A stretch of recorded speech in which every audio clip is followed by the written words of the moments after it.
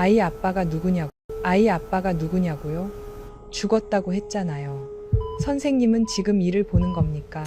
사람 인생을 캐묻는 겁니까? 내가 그렇게 소리친 순간 진료실 안에 공기가 얼어붙었다.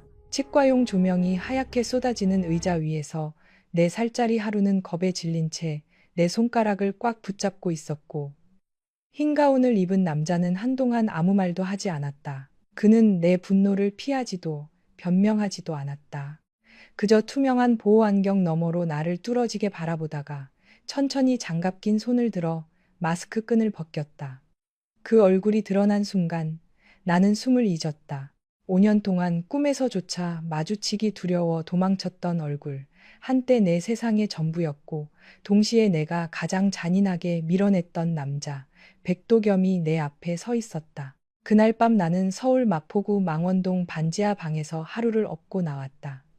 장마가 끝난 지 한참 되었는데도 골목은 늘 축축했고, 오래된 빌라 벽에서는 곰팡이 냄새가 났다. 하루는 전날 밤부터 오른쪽 볼이 빵처럼 부어올라 있었다. 처음에는 단순한 충치인 줄 알았다. 동네 약국에서 어린이 해열제를 사 먹이고 미지근한 물수건으로 볼을 닦아주면 괜찮아질 거라 믿고 싶었다. 하지만 새벽 2시가 넘자 아이는 열에 들떠 작은 몸을 떨었고, 엄마, 이 안에 벌레가 있어. 벌레가 깨물어라고 울먹였다. 그 말을 듣는 순간 내 가슴도 같이 깨물리는 것 같았다. 통장에는 월세를 내고 남은 돈이 거의 없었다. 지갑 속 현금은 8만 7천 원, 체크카드에는 다음 주 도시락 업체에서 들어올 급여를 기다리는 빈 잔고뿐이었다. 그래도 아이가 아픈데 돈부터 계산하는 엄마가 되고 싶지는 않았다. 나를 청담동 치과로 보내준 사람은 합정동 반찬가게에서 같이 일하던 언니, 김소담이었다. 소담 언니는 자기 조카가 그곳에서 치료를 받은 적 있다며 명함 한 장을 내 손에 쥐어주었다. 강남구 청담동 도산대로 근처에 있는 고급 치과였다. 홈페이지를 열어보니 입구부터 호텔 로비 같았고, 의료진 소개란에는 해외 연수, 국제학회, 대학병원, 경력 같은 말들이 가득했다. 그런 곳은 나 같은 사람이 가는 곳이 아니었다.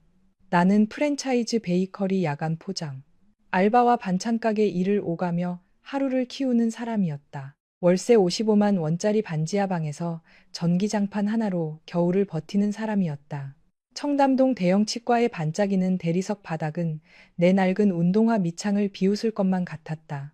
하지만 하루가 또 한 번 비명을 지르며 내 품에 얼굴을 묻자 나는 자존심을 접고 택시를 잡았다. 치과 입구에 도착했을 때 나는 이미 지쳐 있었다. 유리문 안쪽은 너무 환해서 오히려 차가워 보였다. 안내 데스크 직원들은 단정한 베이지색 유니폼을 입고 있었고, 로비에는 은은한 시트러스 향이 퍼져 있었다. 벽에는 추상화가 걸려 있었고, 대기석의 가죽 소파는 손으로 만지기조차 미안할 만큼 깨끗했다. 나는 하루를 아는 채 접수대로 다가가며 몇 번이고 말했다. 응급이에요. 아이가 밤새 열이 났어요. 비용이 많이 나오면 나눠서 낼 수 있을까요? 직원은 친절했지만 그 친절함마저 나를 초라하게 만들었다. 그는 보험 적용 여부와 보호자 정보를 확인하더니 잠시 안쪽으로 전화를 걸었고, 곧 한 간호사가 우리를 가장 안쪽 진료실로 안내했다. 문이 열리자 흰 가운을 입은 남자가 모니터 앞에 앉아 있었다. 그는 등을 돌린 채 엑스레이 사진을 살펴보고 있었고, 어깨선이 반듯했다. 수술모와 마스크, 보호안경 때문에 얼굴은 거의 보이지 않았지만 이상하게도 나는 그 뒷모습에서 낯선 불안을 느꼈다. 간호사가 선생님 응급 소아 환자입니다라고 말하자 남자는 천천히 고개를 돌렸다. 깊고 차분한 눈이 나와 하루를 번갈아 보았다. 그는 하루에게 먼저 말을 걸었다. 하루야, 선생님이 입안에 숨어있는 나쁜 세균만 찾아볼게. 아프게 하지 않을 거야. 낮고 단정한 목소리였다. 하루는 낯선 남자를 무서워하면서도 이상하게 울음을 멈추었다. 그 목소리에 기대고 싶은 무언가가 있었던 모양이다. 처음에는 모든 것이 평범한 진료처럼 보였다. 남자는 하루를 의자에 눕히고 작은 거울로 입안을 들여다보았다. 그런데 몇 초 지나지 않아 그의 눈빛이 미세하게 달라졌다. 그는 모니터를 확인하고 다시 하루의 얼굴을 살피고 다시 내 얼굴을 보았다. 그러더니 치료와는 상관없어 보이는 질문을 던졌다. 아이 아버지는 같이 안 오셨습니까? 나는 잠시 멈칫했지만 최대한 차분하게 대답했다. 제가 보호자예요. 필요한 설명은 저한테 해주세요. 그는 고개를 끄덕이는 듯 하더니 다시 물었다. 아버지 성함은요? 가족력 확인이 필요할 수 있습니다. 아이 치아 구조가 일반적이지 않아서요. 그 말에 나는 불편함을 느꼈다. 물론 의학적으로 필요한 질문일 수도 있었다. 하지만 그의 시선은 단순히 차트를 채우는 사람의 시선이 아니었다. 마치 이미 어떤 답을 알고 있으면서도 내 입으로 확인하려는 사람처럼 집요했다. 나는 짧게 답했다. 아이 아버지는 없습니다. 남자는 손을 멈추었다. 아주 짧은 정적이었다. 없다는 게 무슨 뜻입니까? 이혼입니까? 사별입니까? 아니면 연락이 안 되는 겁니까? 그 질문은 내 오래된 상처 위에 소독약도 없이 칼을 대는 것 같았다. 나는 하루의 손을 더 꼭 잡았다. 그런 사정까지 말씀드릴 필요는 없을 것 같은데요. 지금은 아이 치료가 먼저 아닌가요? 그는 미안하다는 말 대신 더 낮은 목소리로 물었다. 아이를 혼자 키우셨습니까? 충치 진행 속도가 너무 빠릅니다. 식습관, 생활 환경, 보호자 관리 상태를 알아야 합니다. 그 말은 의학적 설명처럼 포장되어 있었지만 내 귀에는 비난처럼 들렸다. 가난해서 아이 일을 망가뜨린 엄마, 혼자 살기 바빠, 아이를 제대로 돌보지 못한 여자, 그런 딱지가 내 이마에 붙는 것 같았다. 나는 참고 참았다. 비싼 곳에 왔으니 무례해도 참아야 한다고, 아이만 치료받으면 된다고 스스로를 눌렀다. 하지만 남자는 끝까지 멈추지 않았다. 아버지가 아이를 전혀 돌보지 않았습니까? 4살 아이가 이 정도로 진행되려면 보호자의 공백이 꽤 컸을 텐데요. 그 순간 내 안에서 무언가 툭 끊어졌다. 밤새 아이를 안고 울었던 시간, 월세와 병원비 사이에서 숨이 막혔던 시간, 어린이집 학부모 모임에서 아빠 없는 집이라는 말이 돌까봐 웃으며 고개 숙였던 시간들이 한꺼번에 치밀어 올랐다. 나는 의자에서 벌떡 일어나 그의 손을 밀쳐냈다. 그만하세요. 아이 아빠 죽었습니다. 죽은 사람 불러다 사인이라도 받으실 겁니까? 선생님은 치과 의사예요. 아니면 주민센터 조사관이에요? 그가 마스크를 벗기 전까지 나는 그를 몰라보았다. 아니, 어쩌면 마음 깊은 곳에서는 알아보고도 모른 척하고 싶었는지도 모른다. 백도겸, 서울대 치의학대학원을 나와 미국 연수까지 다녀온 남자. 내가 24세 사랑했고 25세 떠났으며 26에 그의 아이를 낳으면서도 끝내 연락하지 않았던 남자. 그의 눈동자는 5년 전보다 깊어졌고 얼굴선은 더 날카로워졌지만 숨 막히게 익숙했다.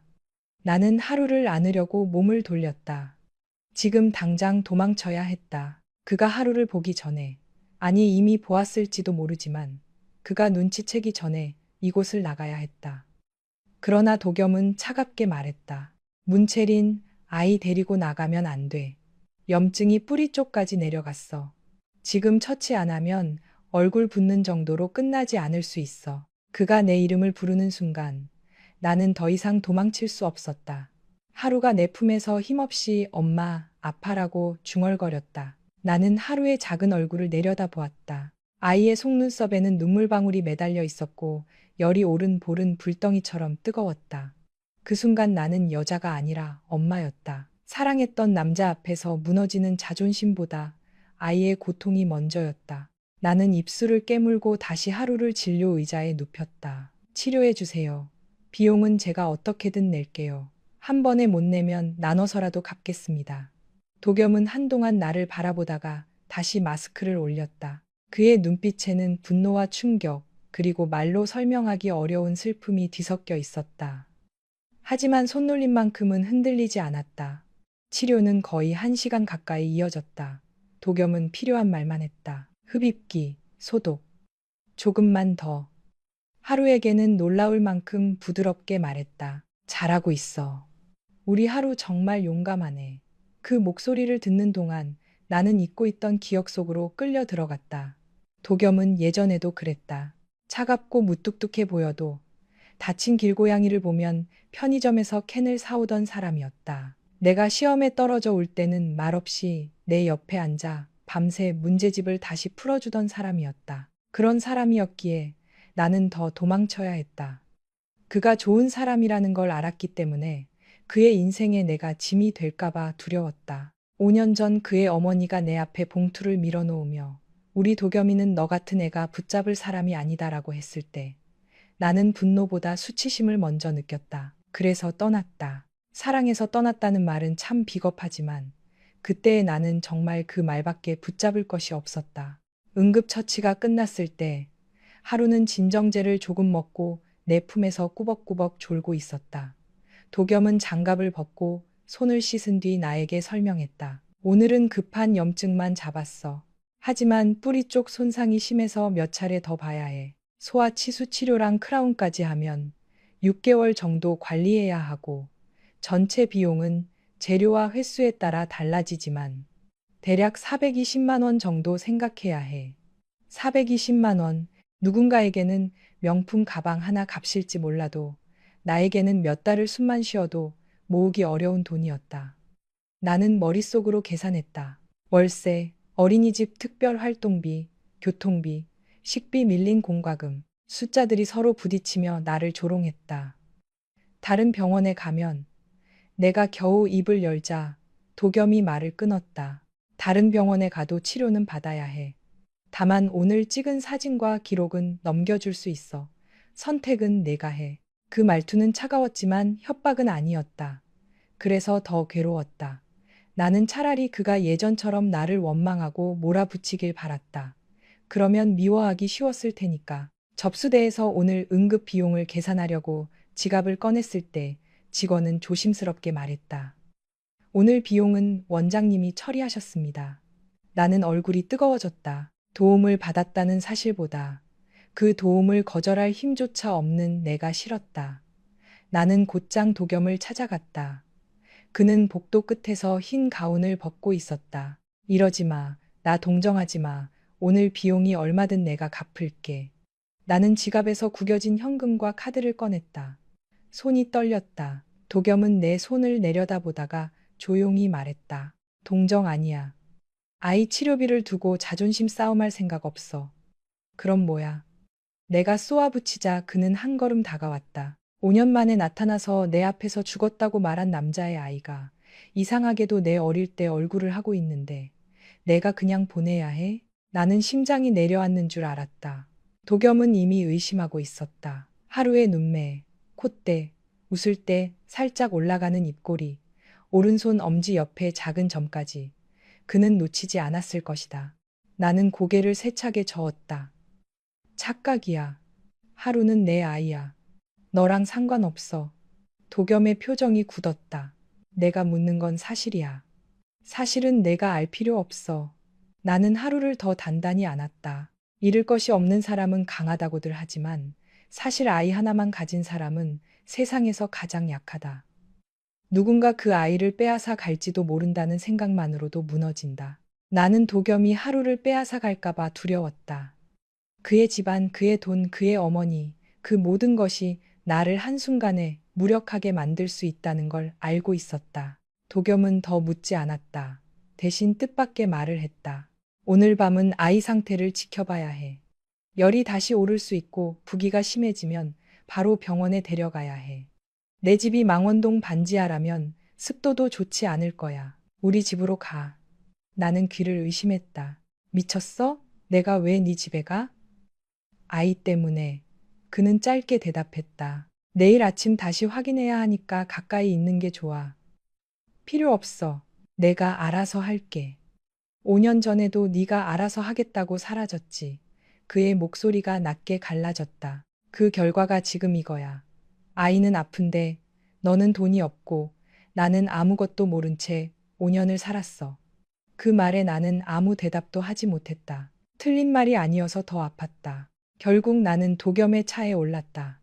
검은색 세단의 조수석은 너무 깨끗해서 앉아 있는 것만으로도 불편했다. 하루는 뒷좌석 카시트에 기대어 잠들었고 도겸은 말없이 핸들을 잡았다. 차는 강변북로를 지나 한강을 따라 달렸다. 창밖으로 여의도의 불빛이 물결처럼 번졌고 나는 유리창에 비친 내 얼굴을 보았다. 초췌한 얼굴, 묵담한 머리, 오래 입어 소매가 늘어난 카디건. 도겸 옆에 앉은 나는 5년 전보다 더 작아져 있었다. 그때 나는 적어도 꿈이라도 있었다. 지금의 나는 하루를 지키겠다는 마음 하나로 버티는 사람이었다. 도겸의 집은 성동구 성수동 고층 주상복합이었다. 로비에는 경비 직원이 있었고 엘리베이터는 카드키가 있어야만 움직였다. 집 안으로 들어서자 넓은 거실과 통창 너머의 한강 야경이 먼저 눈에 들어왔다. 하루가 잠에서 깨 눈을 비비며 "엄마, 여기 호텔이야?" 라고 묻자 나는 대답하지 못했다. 도겸은 아이에게 물 한 컵을 가져다 주고 작은 방 하나를 가리켰다. "오늘은 여기서 자. 아이 약은 내가 시간 맞춰줄게." 그의 말투는 여전히 딱딱했지만 하루의 이불을 직접 펴는 손길은 조심스러웠다. 나는 그 모습을 보며 가슴 한쪽이 무너지는 소리를 들었다. 하루는 태어나서 처음으로 아빠의 손길을 닮은 온기를 느끼고 있었다. 그리고 그 온기가 진짜 아빠의 것이라는 사실을 나만 숨기고 있었다. 그 밤, 하루가 잠든 뒤 도겸은 거실 테이블 위에 치료 계획서를 올려놓았다. "계약서를 만들 거야." 나는 경계심에 몸을 세웠다. "무슨 계약서?" "아이 치료비는 내가 부담한다. 대신 치료가 끝날 때까지 아이 상태를 내가 직접 관리한다. 네가 원하면 내 생활비에는 손대지 않아. 다만 아이를 데리고 갑자기 사라지는 건 안 돼." 나는 웃음이 나왔다. 너무 어이가 없어서였다. "결국 감시하겠다는 거네." 도겸은 부정하지 않았다. "그래. 이번에는 그냥 못 보내. 너한테 그럴 권리 없어. 그 권리가 있는지 없는지는 곧 알게 되겠지." 그가 그렇게 말했을 때 나는 그가 유전자 검사를 생각하고 있다는 걸 직감했다. 등골이 서늘해졌다. 나는 자리에서 일어났다. "내일 아침에 갈게. 치료비는 갚을 방법을 찾겠어." 도겸도 따라 일어섰다. "문채린, 너 혼자 다 감당하는 척하지 마. 그 고집 때문에 너도 아이도 다쳤어." "고집이 아니라 생존이었어." 나는 처음으로 그를 똑바로 바라보았다. "내 어머니가 나한테 뭐라고 했는지 알아? 너 하나 붙잡고 인생 바꾸려는 애라고 했어. 내 옆에 있으면 내가 평생 그런 취급을 받을 거라고 했어. 그런데 지금도 똑같잖아." 내 집에 들어온 순간 나는 또 초라해졌어. 내 도움 없이는 아이 병원비도 못 내는 여자가 됐고 네가 내민 계약서 앞에서 선택지도 없는 사람이 됐어. 그래서 싫은 거야. 네가 싫은 게 아니라 네 옆에 선 내 모습이 너무 비참해서 싫어. 도겸의 얼굴에서 분노가 천천히 빠져나갔다. 그는 오랫동안 아무 말도 하지 않았다. 한강 쪽 창문에 비친 그의 얼굴은 낯설 만큼 고통스러워 보였다. "우리 어머니가 널 만났다고?" 그의 목소리가 낮게 떨렸다. 나는 대답하지 않았다. 이미 너무 많은 말을 해버렸기 때문이다. 도겸은 눈을 감았다가 천천히 떴다. "나는 몰랐어." 그 한마디가 5년의 시간을 되돌릴 수는 없었다. 하지만 적어도 그가 나를 버린 것이 아니라는 가능성을 처음으로 열어주었다. 나는 그 가능성이 두려웠다. 미워해야 버틸 수 있었는데 미워할 이유가 사라지면 남는 것은 아직 다 죽지 않은 마음뿐이니까. 새벽이 가까워질 무렵 하루가 열이 다시 올라 칭얼거렸다. 도겸은 누구보다 빠르게 체온계를 가져오고 약을 확인하고 미지근한 물수건을 적셔 아이의 목덜미를 닦았다. 그는 당황하지 않았다. 그러나 하루가 잠결에 "아빠" 라고 중얼거렸을 때 그의 손이 아주 잠깐 멈추었다. 나는 숨을 삼켰다. 하루는 평소에도 어린이집 친구들이 아빠 이야기를 할 때면 혼자 그림책 속 아빠를 손가락으로 가리키곤 했다. 그리움은 가르치지 않아도 생기는 것이었다. 도겸은 아이의 이마를 한 번 더 닦아주며 낮게 말했다. "하루야, 아프지 마라." 그 목소리에는 의사로서의 책임보다 더 깊은 감정이 묻어 있었다. 아침이 밝았을 때 나는 소파 끝에서 잠들어 있었다. 눈을 뜨니 주방에서 된장국 냄새가 났다. 도겸이 직접 아침을 차리고 있었다. 그는 하얀 셔츠 소매를 걷은 채 계란찜을 만들고 하루가 먹기 좋게 밥을 시키고 있었다. 이상하게도 그 모습은 고급스러운 집보다 더 비현실적이었다. 하루는 식탁에 앉아 도겸을 바라보며 물었다. 선생님, 우리 엄마랑 아는 사람이에요? 도겸은 잠시 나를 보더니 아이에게 미소 지었다. 아주 오래전에 알던 사람이야. 하루는 고개를 갸웃했다. 그럼 엄마 친구예요? 도겸은 대답 대신 숟가락을 하루 손에 쥐어 주었다. 그건 엄마한테 물어봐야겠다. 나는 그날 아침 도겸의 집을 나가지 못했다. 하루의 열이 완전히 떨어지지 않았고 도겸은 오후 재진까지 지켜보는 게 좋다고 했다. 나는 계속 마음속으로 도망칠 계획을 세웠다. 그러나 엘리베이터 앞에만 서면 하루에 부은 볼이 떠올랐고 치료 계획서의 숫자가 떠올랐고 5년 전 혼자 산부인과 병실에서 아이를 낳던 밤이 떠올랐다. 그때 나는 아무도 부르지 못했다. 이번에도 혼자 버티겠다고 고집을 부리면 상처받는 건 내가 아니라 하루일지도 몰랐다. 결국 나는 도겸이 내민 임시보호계약서에 서명했다. 이름을 쓰는 손끝이 떨렸다. 문채린. 내 이름 세 글자가 종이 위에 내려앉는 순간 마치 5년 동안 간신히 닫아두었던 문이 다시 열리는 것 같았다. 도겸은 계약서를 접어 서랍에 넣으며 말했다. 오늘부터 치료 끝날 때까지 여기 있어. 방은 준비해 둘게. 내가 불편하면 가사 도우미에게 맡기면 돼. 너는 하루만 돌봐. 나는 그 말을 곧이곧대로 받아들이지 않았다. 세상에 공짜는 없고 부잣집 사람의 친절에는 늘 조건이 붙는다고 배웠기 때문이다. 그래서 일부러 차갑게 말했다. 나는 여기 손님으로 있는 거 아니야. 치료비 갚을 때까지 일할게. 청소든 요리든 시켜. 빚지는 기분으로 살고 싶지 않아. 도겸은 내 얼굴을 보다가 피곤한 듯 웃었다. 너는 여전히 사람 마음을 빚으로 계산하네. 그래야 덜 다쳐. 내가 대답하자 그는 더 이상 말하지 않았다. 그날 저녁 나는 망원동 방으로 돌아가 최소한의 짐만 챙겨왔다. 작은 캐리어 하나, 하루의 옷, 몇 벌, 낡은 공룡 인형, 어린이집 가방, 그리고 내가 몇 년째 버리지 못한 오래된 사진 한 장. 사진 속에는 24세 나와 26의 도겸이 있었다. 남산타워가 보이는 길에서 찍은 사진이었다. 나는 그 사진을 서랍 깊숙이 넣었다. 다시 꺼낼 일은 없을 거라고 생각했다. 하지만 성수동 집으로 돌아왔을 때 하루는 이미 도겸의 무릎 위에 앉아 블록을 맞추고 있었다. 아이는 내가 들어오자 환하게 웃으며 외쳤다. 엄마, 선생님 집에 장난감 엄청 많아. 선생님이 나랑 같이 자도 된대. 그 말에 나는 가슴이 철렁했다. 하루는 너무 빨리 그에게 마음을 열고 있었다. 도겸은 나를 바라보며 아무렇지 않은 척 말했다. 아이 방에 필요한 건 내일 사올 거야. 침대, 책상, 옷장, 내 것도. 나는 즉시 고개를 저었다. 필요 없어. 우리는 잠깐 있는 거야. 도겸은 블록 하나를 하루 손에 쥐어주며 낮게 대답했다. 잠깐인지 아닌지는 두고 보자. 그 말은 예고처럼 들렸다. 앞으로 내가 마주해야 할 것은 아이의 치료만이 아니었다. 5년 전 나를 밀어냈던 그의 가족. 내가 끝내 숨겨야 하는 하루의 진짜 혈통. 그리고 아직도 내 안에서 사라지지 않은 도겸에 대한 마음까지. 모든 것이 이 집 안으로 함께 들어와 버렸다. 그날 밤 나는 하루 옆에 누워 오래도록 잠들지 못했다.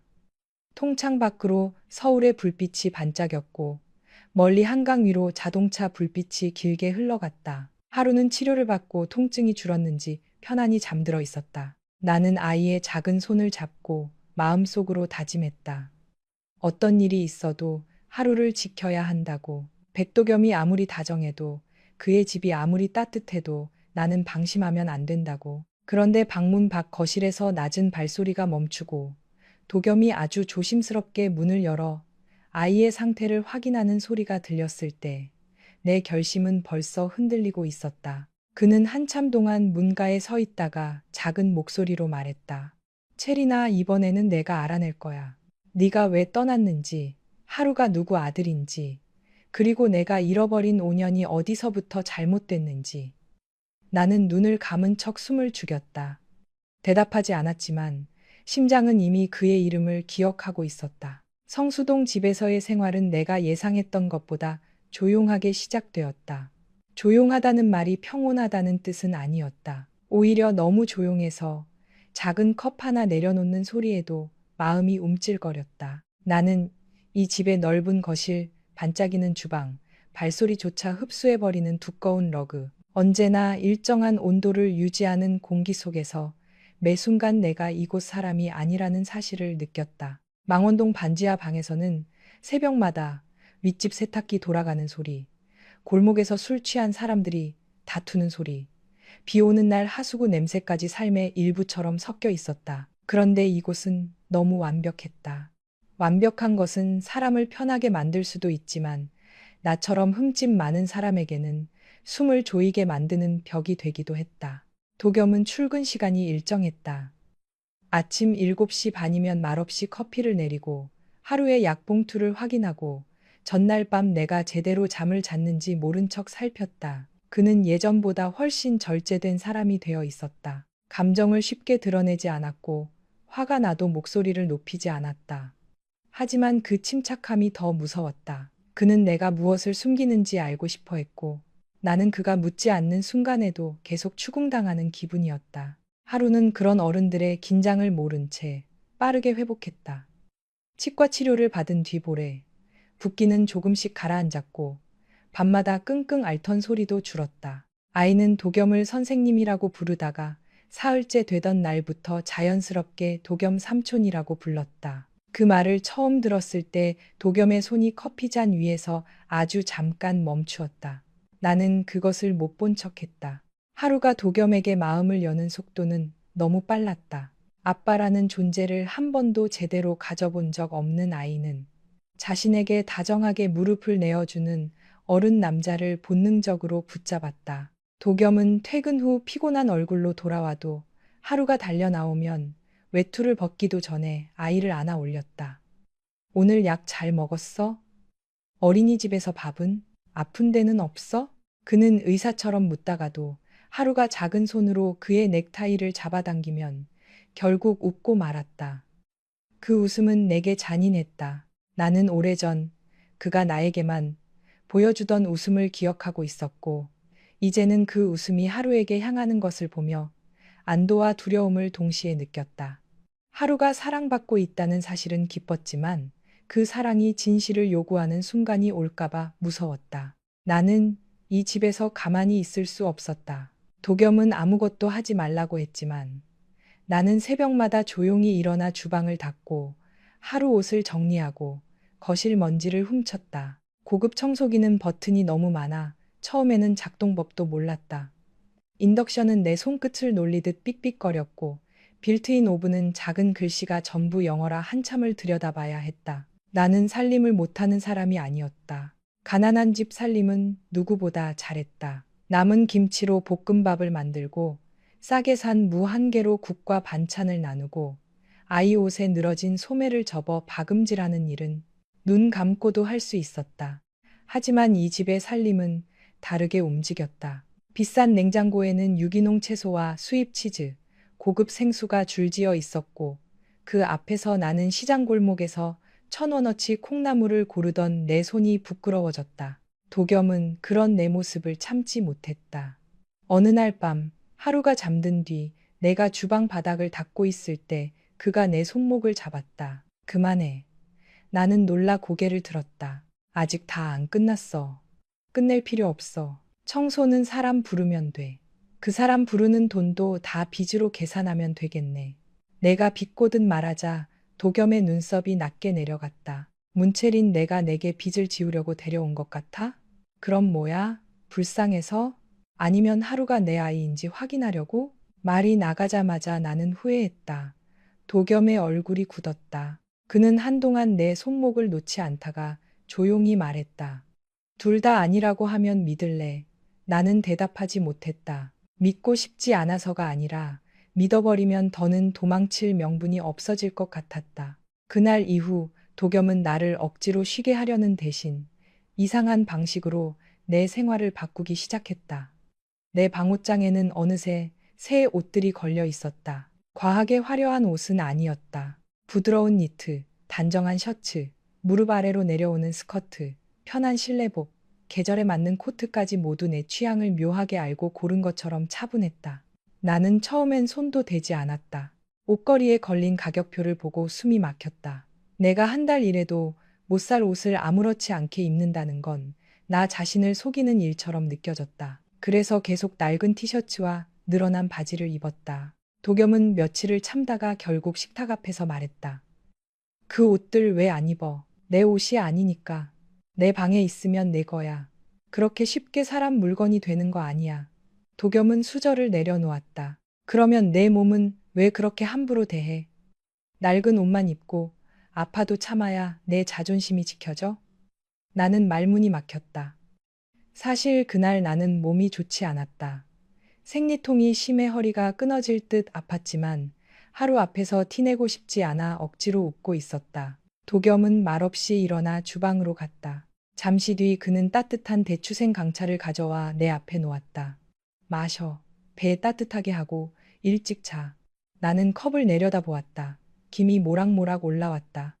예전에도 그는 내가 손발이 차다고 하면 편의점에서 따뜻한 캔커피를 사와 손에 쥐어주던 사람이었다. 나는 그 기억을 밀어내려 했지만 따뜻한 컵을 감싼 손끝에서부터 마음이 풀리는 것을 막을 수 없었다. 이런 거 하지 마. 내가 작게 말했다. 도겸은 내 앞에 앉아 담담하게 물었다. 왜? 익숙해지면 안 되니까. 그는 한참 나를 바라보다가 낮게 대답했다. 그럼 익숙해져. 이번에는 내가 감당할 테니까. 그 말은 위험했다. 내가 가장 듣고 싶었고 동시에 가장 피하고 싶었던 말이었다. 나는 그의 시선을 피해 컵을 들어 차를 마셨다. 달고 매운 향이 목을 타고 내려가자 이상하게 눈물이 날 것 같았다. 나는 울지 않으려고 고개를 숙였다. 도겸은 아무 말도 하지 않았다. 그 침묵은 나를 몰아붙이지 않았다. 오히려 내가 무너지지 않도록 옆에서 기다리는 사람의 침묵이었다. 하지만 이 조용한 균형은 오래가지 않았다. 금요일 밤 도겸이 아직 귀가하지 않은 시간이었다. 나는 하루를 목욕시키고 머리를 말려주고 있었다. 갑자기 초인종이 날카롭게 울렸다. 이 집에 찾아올 사람은 거의 없었다. 배달도 경비실을 통해 올라왔고 도겸은 방문객이 있으면 미리 연락했다. 나는 불안한 마음으로 인터폰 화면을 보았다. 화면 속에는 젊은 여자가 서 있었다. 긴 웨이브 머리에 선글라스를 머리 위로 올리고 명품 로고가 선명한 재킷을 입은 여자였다. 그녀는 카메라를 향해 턱을 치켜들고 말했다. 오빠, 문 열어. 나윤이야. 백나윤, 도겸의 여동생이었다. 5년 전 나는 그녀를 직접 만난 적은 없었지만 도겸의 휴대폰 사진 속에서 본 적이 있었다. 늘 명랑하고 귀엽게 웃던 고등학생은 이제 한눈에 봐도 까다로운 상류층 아가씨가 되어 있었다. 나는 문을 열어야 할지 말아야 할지 몰라 망설였다. 그 순간 하루가 젖은 머리로 뛰어나와 엄마, 누구야? 라고 물었다. 나는 급히 아이를 뒤로 보냈지만 이미 늦었다. 나유는 계속 초인종을 눌렀고 결국 경비실에서 연락까지 올라왔다. 나는 어쩔 수 없이 문을 열었다. 문이 열리자마자 나윤의 눈이 나를 훑었다. 먼저 내 얼굴, 그 다음 젖은 손, 집 안쪽의 아이 슬리퍼, 그리고 뒤에 숨어있는 하루까지. 그녀의 눈빛이 순식간에 날카로워졌다. 누구세요? 나는 목이 말랐다. 저는 뭐라고 해야 할지 몰랐다. 도겸의 손님? 아이 환자 보호자? 임시로 머무는 사람?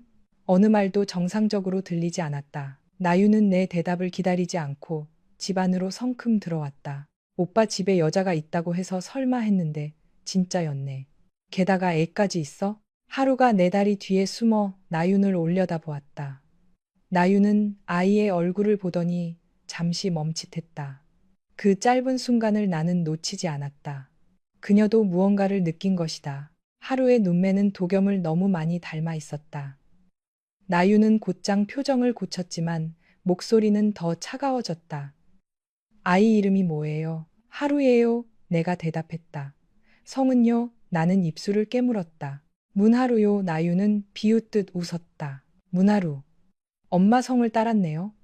요즘은 그럴 수도 있다지만 우리 오빠 집에 아이까지 데리고 들어와 살 정도면 보통 사이는 아니겠죠? 나는 하루의 어깨를 감싸며 말했다. 오해하지 마세요. 아이가 치료 중이라 잠시 머무는 겁니다. 잠시라. 나유는 거실을 둘러보며 소파에 앉았다.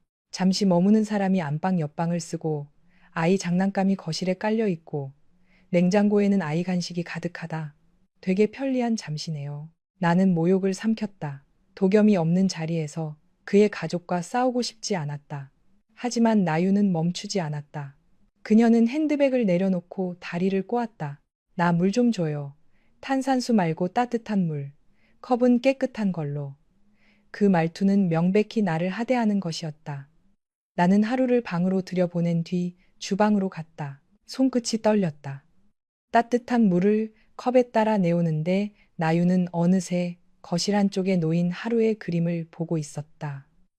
그림 속에는 세 사람이 있었다. 엄마, 하루, 그리고 키 큰 남자. 하루는 그 남자 옆에 삐뚤빼뚤한 글씨로 도겸 삼촌이라고 적어 놓았다. 나유는 그림을 들어 올리며 말했다. 애가 우리 오빠를 꽤 좋아하나 봐요. 나는 컵을 내려놓으며 조용히 답했다. 아이가 사람을 잘 따르는 편이에요. 아니요. 나유는 웃지 않는 눈으로 나를 보았다. 아무나 따르는 얼굴이 아닌데요. 꼭 잃어버린 걸 찾은 애처럼 보이네. 그때 현관문이 열렸다. 도겸이 들어왔다. 그는 집안 분위기를 보자마자 상황을 파악한 듯 했다. 나유나 그의 목소리는 낮았다. 나유는 일부러 밝게 웃으며 손을 흔들었다. 오빠, 나왔어. 엄마가 걱정해서 보내셨어. 오빠가 요즘 집에도 잘 안 오고 선자리도 다 거절하고 집에 이상한 사람이 드나든다는 말이 있어서. 도겸은 외투를 벗으며 차분하게 말했다. 이상한 사람 아니야. 그럼 뭔데? 나윤이 날카롭게 물었다. 도겸은 내 쪽으로 걸어와 아주 자연스럽게 내 어깨에 손을 올렸다. 나는 놀라 몸이 굳었다. 그는 나윤을 똑바로 보며 말했다. 채린이는 내가 책임지고 있는 사람이고 하루는 내가 치료 중인 아이야. 당분간 여기 있을 거야. 책임? 나윤의 눈이 커졌다. 오빠가 왜 이 여자를 책임져? 설마 사귀어? 나는 급히 말하려 했다. 그런 거 아닙니다. 하지만 도겸이 더 빨랐다. 맞아. 그렇게 생각해도 돼. 나는 도겸을 믿을 수 없다는 듯 바라보았다. 나윤도 마찬가지였다. 그녀는 자리에서 벌떡 일어났다. 오빠 미쳤어? 엄마가 알면 난리나. 다음 달에 한서그룹 회장님 딸하고 자리 잡아 놓은 거 알잖아. 엄마가 그 일로 얼마나 공들였는데. 도겸은 피곤한 얼굴로 넥타이를 풀었다. 나는 그 자리 나간다고 한 적 없어. 그래도 집안끼리 얘기가 오간 일이야. 오빠가 이렇게 마음대로 하면 엄마 체면은? 병원 투자 문제는? 우리 집 이름은? 나윤의 말 속에는 사랑보다 체면이 먼저였고 사람보다 집안이 먼저였다. 나는 그 익숙한 논리에 속이 차가워졌다. 5년 전 도겸의 어머니도 같은 말을 했다. 너 하나 때문에 도겸이 잃을 것이 얼마나 많은지 아느냐고. 그때 나는 대답하지 못했다. 지금도 마찬가지였다. 도겸은 내 어깨에서 손을 거두지 않았다. 집안 이름 때문에 내 인생을 팔 생각 없어. 나유는 나를 노려보았다. 이 여자 때문이야? 오빠, 정신 차려. 딱 봐도 오빠랑 사는 세계가 다른 사람이잖아. 애까지 있는 여자고. 그 순간 도겸의 눈빛이 서늘해졌다. 말 조심해. 짧은 한마디였지만 나유는 입을 다물었다. 도겸은 계속 말했다. 채린이와 하루에 대해 함부로 말하지 마. 그리고 엄마에게 전해. 내 집에 누가 사는지 감시할 필요 없다고. 나유는 분을 삼키며 가방을 들었다. 그러나 문 앞에서 마지막으로 돌아섰다. 엄마가 그냥 넘어가실 것 같아? 오빠가 제일 싫어하는 방식으로 확인하실 거야. 저 아이가 누구인지, 이 여자가 왜 나타났는지 엄마는 끝까지 파헤치실 거라고. 그녀는 그렇게 말하고 문을 세게 닫고 나갔다. 그날 밤 나는 도겸에게 따졌다. 왜 그런 식으로 말했어? 사귀는 것처럼 생각해도 된다니. 내 동생이 내 어머니한테 뭐라고 하겠어? 도겸은 거실 창가에 서서 한강 쪽을 바라보고 있었다. 어차피 알게 될 일이었어. 나는 내 가족과 엮이고 싶지 않아. 이미 엮였어. 그는 돌아서서 나를 보았다. 네가 원하든 원하지 않든 하루가 내 앞에 온 순간부터 나는 속삭이듯 말했다. 하루를 건드리지 마. 도겸의 눈빛이 흔들렸다. 왜 그렇게까지 두려워해? 내가 아이를 빼앗을 사람으로 보여? 너는 아닐지 몰라도 내 집안은 그럴 수 있어. 그 말에 도겸은 반박하지 못했다. 그의 침묵은 내가 틀리지 않았다는 증거처럼 느껴졌다. 며칠 뒤, 도겸의 어머니 백정희 여사가 직접 나타났다. 약속도 없이 찾아온 것은 아니었다. 더 무서운 방식으로 연락이 왔다. 성수동 집 관리실을 통해 백정희 여사님께서 오후 3시에 방문 예정이라는 짧은 메시지가 전달되었다. 마치 집주인이 세입자 점검을 나오듯 그녀는 내 존재를 확인하러 오겠다고 통보했다. 나는 하루를 어린이집에 보내고 집안을 몇 번이고 정리했다. 도겸은 진료 일정 때문에 늦을 수 있다며 걱정하지 말라고 했지만 나는 그 말을 믿을 수 없었다. 백정희라는 이름은 내게 여전히 공포였다. 5년 전 압구정 한 카페에서 그녀는 우아한 한복 재킷을 입고 내 앞에 앉아 있었다. 말투는 부드러웠지만 그 부드러움 속에 사람을 베는 칼이 있었다. 채린 양, 도겸이는 위로 올라가야 할 아이예요. 당신 같은 사람과 감정놀이를 할 시간이 없어요. 그날 그녀가 내민 봉투 속 수표보다 더 무서웠던 것은 내가 정말 도겸에게 어울리지 않는 사람이라는 그녀의 확신이었다. 오후 3시 정각 백정희 여사가 집에 들어왔다. 그녀는 짙은 남색 투피스에 진주 목걸이를 하고 있었다. 머리카락 한 올 흐트러지지 않았고 손에는 악어 가죽 가방이 들려 있었다. 그녀는 집 안에 들어서자마자 신발장, 거실, 식탁, 아이 장난감, 내 방문까지 천천히 훑었다. 나는 현관 앞에서 허리를 숙였다. 안녕하세요. 오랜만입니다. 그녀의 눈썹이 아주 살짝 올라갔다. 나를 기억하고 있다는 뜻이었다. 하지만 그녀는 처음 보는 사람처럼 차갑게 말했다. 오랜만이라고 할 만큼 우리가 반가운 사이는 아니죠. 나는 대답하지 않았다. 그녀는 소파에 앉으며 말했다. 차는 됐고 물 한 잔만 주세요. 그리고 아이는 어디 있나요? 어린이집에 있습니다. 어린이집이라. 그녀는 낮게 웃었다. 도겸이 집에 아이까지 들여놓고 낮에는 어린이집에 보낸다. 꽤 자연스럽게 살고 있네요. 나는 물컵을 내려놓으며 말했다. 잠시 머무는 겁니다. 치료 때문에요. 치료. 그녀는 그 단어를 천천히 반복했다. 도겸이가 운영하는 치과가 무료 보호소는 아닐 텐데요. 문채린 씨 5년 전에도 내가 말했죠. 당신은 도겸이 인생에 도움이 되는 사람이 아니라고. 그 말을 듣는 순간 오래된 상처가 다시 벌어졌다. 하지만 이번에는 예전처럼 도망치고 싶지 않았다. 적어도 하루 앞에 서만큼은 비겁해지고 싶지 않았다. 저도 압니다. 그래서 5년 동안 연락하지 않았습니다. 백정희 여사의 눈빛이 날카로워졌다. 그런데 왜 이제 와서 나타났죠? 제가 찾아온 게 아닙니다. 아이가 아파서 병원에 갔고 우연히 만났습니다. 세상에 참 편리한 우연도 있네요. 그녀는 가방에서 얇은 봉투 하나를 꺼내 테이블 위에 놓았다. 다시 말하지만 우리 도겸이는 결혼을 앞두고 있어요. 집안끼리 오래 준비한 자리입니다. 문채린 씨가 어떤 사정으로 힘들게 살았는지는 관심 없어요. 필요한 돈이 있으면 말해요. 아이 치료비든 생활비든 깔끔하게 정리해 드릴 테니 이 집에서 나가세요. 5년 전과 똑같았다. 다른 것은 내 품에 하루가 있다는 사실뿐이었다. 나는 봉투를 보지 않았다. 돈은 받지 않겠습니다. 자존심 세우는 건 자유지만 아이까지 고생시키는 건 어리석은 일이에요. 그녀의 목소리가 낮아졌다. 문채린 씨, 아이 아버지는 누구죠? 내 심장이 크게 뛰었다. 제 아이입니다. 대답을 피하지 마세요.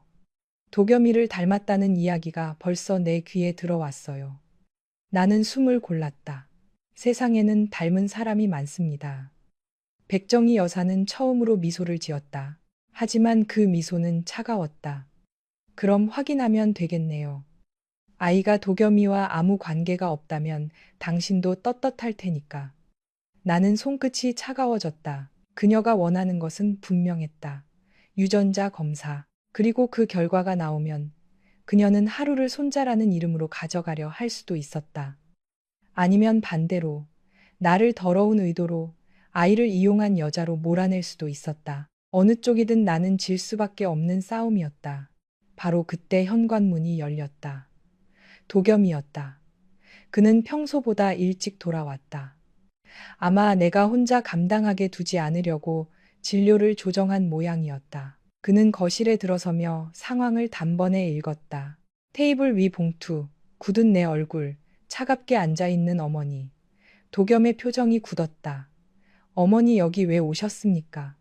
백정희 여사는 태연했다. 내 아들 집에 오는 것도 허락을 받아야 하니? 채린이에게 무슨 말씀 하셨습니까? 내가 해야 할 일을 내가 대신했을 뿐이야. 도겸아, 너 지금 감정에 휘둘리고 있어. 애 딸린 여자를 집에 들이고 병원 일에도 지장을 주고 집안에서 정한 혼담까지 깨려고 해. 네가 백도겸이 아니라 평범한 동네 치과 의사라면 모를까. 너는 네 이름 하나로 움직이는 사람이 아니야. 백가 사람이고 내 뒤에는 병원 재단과 투자자들이 있어. 도겸은 차갑게 말했다. 제 인생입니다. 내 인생이 내 것만은 아니야. 어머니의 대답은 단호했다. 그 말이 바로 내가 5년 전 떠난 이유였다. 도겸은 내 앞에 섰다. 마치 5년 전 하지 못했던 일을 이제야 하려는 사람처럼. 어머니, 채린이에게 돈 봉투 내미는 일 2번 다시 하지 마십시오. 백정희 여사의 얼굴이 굳었다. 내가 그걸 어떻게... 5년 전에도 그러셨죠. 도겸의 목소리가 낮게 떨렸다. 제가 아무것도 모를 줄 아셨습니까? 어머니는 처음으로 당황한 기색을 보였다. 그러나 곧 표정을 가다듬었다. 그래서 뭐가 달라지니? 그때 내가 틀린 말했어? 저 아이가 내 옆에 남았다면 넌 지금 이 자리까지 못 왔어. 그 자리가 채린이를 잃고 얻은 거라면 저는 필요 없었습니다. 도겸의 말은 조용했지만 거실 전체를 흔들 만큼 무거웠다. 나는 그의 등을 바라보며 숨을 참았다. 백정희 여사도 말문이 막힌 듯했다. 그러나 그녀는 쉽게 물러설 사람이 아니었다. 좋아. 과거 이야기는 그만하자. 그럼 저 아이 문제는 어떻게 할 거니? 그녀의 시선이 하루의 작은 신발에 머물렀다. 네가 그 아이에게 왜 그렇게 집착하는지 모르겠지만 만약 내 아이라면 문제는 더 커져. 우리 집 손자가 그런 식으로 밖에서 자랐다는 걸 세상이 알면 어떻게 되겠니? 반대로 내 아이가 아니라면 저 여자는 더 위험한 사람이야. 어떤 쪽이든 확인이 필요해. 도겸은 천천히 대답했다. 확인은 제가 합니다. 하지만 어머니 방식으로는 아닙니다. 네, 방식이 뭔데? 채린이를 협박하지 않고 하루를 겁주지 않고 제 가족을 제가 직접 지키는 방식입니다. 그 말에 나는 눈물이 날 뻔했다. 가족. 그는 처음으로 하루와 나를 그 단어 안에 넣었다. 백정희 여사는 자리에서 일어났다. 너 지금 후회할 선택을 하고 있어. 도겸은 물러서지 않았다. 후회는 이미 5년 동안 충분히 했습니다. 어머니는 나를 마지막으로 바라보았다. 그 눈빛에는 분노와 경멸, 그리고 아주 희미한 불안이 섞여 있었다. 문채린 씨, 착각하지 마세요. 도겸이가 잠시 예정에 흔들리는 것뿐이에요. 백가 며느리 자리는 동정으로 들어오는 자리가 아닙니다. 아이를 앞세워 버티면 당신만 더 비참해질 거예요. 나는 조용히 고개를 들었다. 저도 그 자리 원하지 않습니다. 제가 원하는 건 제 아이가 다치지 않는 것뿐입니다. 그녀는 코웃음을 치고는 집을 나갔다. 문이 닫힌 뒤 나는 다리에 힘이 풀려 소파에 주저앉았다. 도겸은 내 앞에 무릎을 굽히고 앉았다. 괜찮아. 나는 웃음도 울음도 아닌 표정으로 그를 보았다. 괜찮을 리가 없잖아. 그는 입술을 다물었다. 미안해. 네가 미안할 일 아니야. 원래 이런 사람이었어. 내 어머니는. 그리고 나는 아직도 그런 말을 들으면 무너지는 사람이고. 도겸은 내 손을 잡으려다 멈췄다. 내가 피할까봐 두려운 듯했다. 그 망설임이 오히려 나를 더 아프게 했다. 나는 먼저 손을 내밀지 않았다. 하지만 피하지도 않았다. 도겸은 아주 조심스럽게 내 손등 위에 손을 얹었다. 이번에는 내가 막을게. 나는 속삭였다. 막을 수 있어? 그는 바로 대답하지 못했다. 그래서 나는 더 슬펐다. 그도 알고 있었다. 가족이라는 이름의 압박은 사랑만으로 쉽게 막을 수 없다는 것을. 그날 저녁 하루가 어린이집에서 돌아왔을 때 분위기는 애써 평범하게 꾸며져 있었다. 나는 아이에게 죽을 끓여 주었고 도겸은 약 시간을 맞춰 주었다. 하루는 아무것도 모른 채 도겸에게 어린이집에서 만든 종이 카네이션을 보여주었다. 삼촌, 이거 내가 만들었어. 엄마 줄 건데 삼촌도 볼래? 도겸은 아이 앞에 앉아 진지하게 감탄했다. 정말 잘 만들었네. 하루 손재주가 좋구나. 하루는 배시시 웃었다. 그 웃는 얼굴을 본 도겸의 눈빛이 다시 흔들렸다. 나는 그 눈빛을 볼 때마다 마음이 조여왔다. 그는 이미 느끼고 있었다. 피가 부르는 감각을, 말로 설명할 수 없는 끌림을, 아이를 바라볼 때마다 자기 일부를 보는 듯한 낯선 충격을. 며칠 후 더 큰 일이 벌어졌다. 도겸의 외가 쪽 친척 모임이 추석을 앞두고 열린다는 소식이었다. 장소는 종로구 평창동에 있는 백정희 여사의 자택이었다. 도겸은 원래 참석하지 않으려 했지만 어머니는 병원 이사회 사람들과 친척들이 모두 모이는 자리라며 반드시 오라고 했다. 그리고 더 노골적인 문자가 도겸에게 왔다. 그 여자와 아이까지 데리고 와라. 숨길 일이 없다면 보여주지 못할 이유도 없겠지. 도겸은 그 문자를 나에게 보여주지 않으려 했지만 나는 우연히 화면을 보고 말았다. 속이 얼어붙었다. 안 가. 내가 말했다. 하루도 안 데려가. 도겸은 한숨을 쉬었다. 나도 보내고 싶지 않아. 그럼 거절해. 거절하면 어머니가 직접 더 거칠게 움직이실 거야. 어린이집에 사람을 보내거나 내 과거를 조사하거나 하루를 몰래 검사하려 할 수도 있어.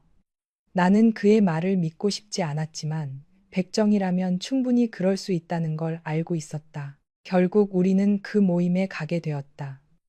나는 하루에게 새 한복을 입혔다.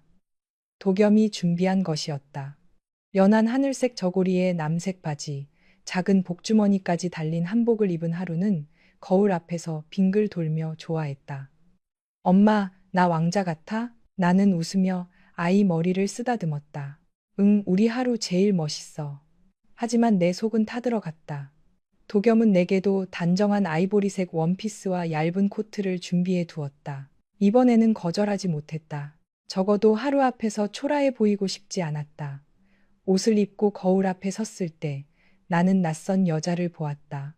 가난을 감추려 애쓰는 여자, 무너지지 않으려 허리를 곧게 펴는 여자, 그리고 아직도 사랑했던 남자의 집안 앞에 서면 떨리는 여자였다. 평창동 집은 성수동 아파트와는 또 다른 세계였다. 높은 담장 너머로 잘 가꾼 소나무와 석등이 보였고 마당에는 한복을 입은 친척들이 삼삼오오 모여 있었다. 집 안에서는 전 냄새와 갈비찜 냄새가 풍겼다. 추석을 앞둔 집안 모임답게 송편과 과일, 전통주가 정갈하게 차려져 있었지만 그 따뜻한 음식 냄새와 달리 사람들의 시선은 차가웠다. 도겸이 내 손을 잡고 들어서자 대화가 순간 멈췄다. 몇몇 어른들은 노골적으로 나를 훑었고 젊은 친척들은 휴대폰 너머로 눈짓을 주고받았다. 하루는 낯선 사람들 앞에서 긴장했는지 내 치마를 꼭 붙잡았다. 도겸은 아이 앞으로 몸을 살짝 낮추고 말했다. 하루야, 무서우면 삼촌 손잡아. 하루는 망설이다가 도겸의 손을 잡았다. 그 장면을 본 친척들 사이에서 작게 술렁임이 일었다. 백정희 여사는 안방에서 나왔다. 그녀는 우리를 보자마자 미소를 지었다. 손님을 맞는 집안 어른의 완벽한 미소였다. 왔니, 도겸아. 그리고 내게 시선을 돌렸다. 문채린 씨도 왔군요, 아이도. 그녀는 하루를 향해 다가왔다. 내가 하루니, 하루는 내 뒤에 숨었다. 나는 아이 어깨를 감쌌다. 정희 여사는 웃으며 말했다. 낯을 가리나 보네. 아이들은 참 솔직해서 좋아요. 누구를 닮았는지도 숨기지 못하고. 주변 공기가 얼어붙었다. 그녀는 이미 첫 칼을 꺼낸 것이다. 식사가 시작되자 분위기는 더 불편해졌다. 큰아버지뻘 되는 남자가 도겸에게 물었다. 그래서 이분은 정확히 어떤 관계인가? 도겸은 젓가락을 내려놓고 차분히 답했다. 제가 오래전부터 알고 지낸 사람입니다. 지금은 아이 치료 때문에 함께 지내고 있습니다. 함께 지낸다? 누군가 낮게 웃었다. 요즘 젊은 사람들은 참 쉽게 사는군. 나는 얼굴이 달아올랐다. 도겸이 바로 대답하려 했지만 나는 그의 손등을 살짝 눌렀다. 싸움이 커지길 원치 않았다. 하지만 백정희 여사는 그 모습을 놓치지 않았다. 도겸아, 어른들 앞에서 분명히 말해. 저 아이와 너는 관계가 있니? 식탁 위에 모든 시선이 우리에게 꽂혔다. 하루는 무슨 말인지 몰라 갈빗집만 바라보고 있었다. 내 심장은 터질 듯 뛰었다. 도겸은 천천히 입을 열었다. 확인되지 않은 이야기를 아이 앞에서 꺼내고 싶지 않습니다. 백정희 여사의 얼굴이 굳었다. 그럼 확인하면 되겠구나. 그녀는 옆에 있던 나윤에게 눈짓했다. 나윤은 당황한 얼굴로 작은 서류 봉투를 꺼냈다.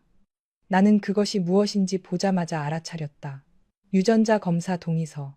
손끝이 싸늘해졌다. 백정희 여사는 부드러운 목소리로 말했다. 아이에게 상처 주자는 게 아니에요. 집안의 문제를 명확히 하자는 거죠. 문채린 씨가 떳떳하다면 거절할 이유가 없을 텐데요. 나는 자리에서 일어났다. 하루는 검사 대상이 아닙니다. 목소리가 떨렸지만 나는 물러서지 않았다.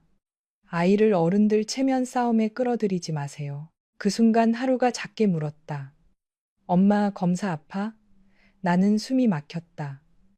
도겸의 얼굴이 완전히 굳어졌다. 그는 자리에서 일어나 서류 봉투를 집어들고 그대로 찢었다. 종이가 찢어지는 소리가 식당 안에 날카롭게 울렸다. 모두가 얼어붙었다. 도겸은 어머니를 바라보며 말했다. 여기까지입니다. 백정희 여사의 눈이 커졌다. 너 지금 어른들 앞에서 뭐 하는 거니? 어른이라면 아이 앞에서 이런 짓 하지 마셨어야죠. 도겸의 목소리는 낮았지만 단단했다. 하루가 누구 아이인지 제가 확인할 겁니다. 하지만 이 아이가 공포를 느끼는 방식으로는 절대 안 합니다. 그리고 채린이를 몰아세워서 얻은 결과는 어떤 것이든 인정하지 않겠습니다. 나는 그 순간 도겸을 바라보며 처음으로 생각했다. 어쩌면 이 남자는 정말 5년 전과 다를지도 모른다고. 어쩌면 이번에는 나를 혼자 두지 않을지도 모른다고. 하지만 그런 생각이 드는 바로 그 순간 나는 더 무서워졌다. 희망은 절망보다 더 위험할 때가 있었다. 희망을 품으면 다시 잃었을 때 살아남기 어렵기 때문이다. 도겸은 하루를 안아들고 나에게 손을 내밀었다. 가자. 나는 망설이지 않고 그의 손을 잡았다. 뒤에서 백정희 여사의 차가운 목소리가 들려왔다. 이 집문을 나가면 너도 감당해야 할 거다. 도겸은 돌아보지 않았다. 이번엔 감당하겠습니다. 우리는 평창동 집을 나왔다. 마당의 소나무 사이로 가을바람이 불었다. 하루는 도겸의 품에 얼굴을 묻고 있었다. 나는 그 옆을 걸으며 생각했다. 이제는 더 이상 숨는 것만으로 하루를 지킬 수 없을지도 모른다고. 진실은 이미 문 앞까지 와 있었다. 그리고 그 문을 여는 순간 우리 셋의 삶은 다시는 예전으로 돌아갈 수 없을 것이었다. 평창동 집을 나온 뒤 차 안에는 한동안 아무 말도 흐르지 않았다. 하루는 울다 지쳐 뒷좌석에서 잠들었고 나는 창밖만 바라보았다. 늦가을의 서울 밤거리는 차갑고도 화려했다.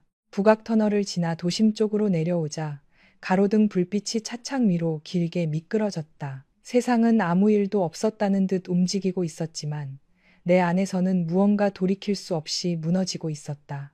나는 5년 동안 진실을 숨기면 하루를 지킬 수 있다고 믿었다. 도겸을 멀리하고 그의 가족을 피하고 하루에게 아빠는 먼 곳에 있다고 둘러대면 언젠가는 모든 것이 조용히 지나갈 거라 생각했다. 그런데 그 믿음은 얼마나 어리석었는지. 피는 말보다 먼저 흔적을 드러냈고 사랑은 미움보다 질기게 남아 있었으며 거짓말은 아이의 작은 얼굴 위에서 매일 조금씩 들통나고 있었다. 도겸은 운전대를 잡은 채 낮게 말했다.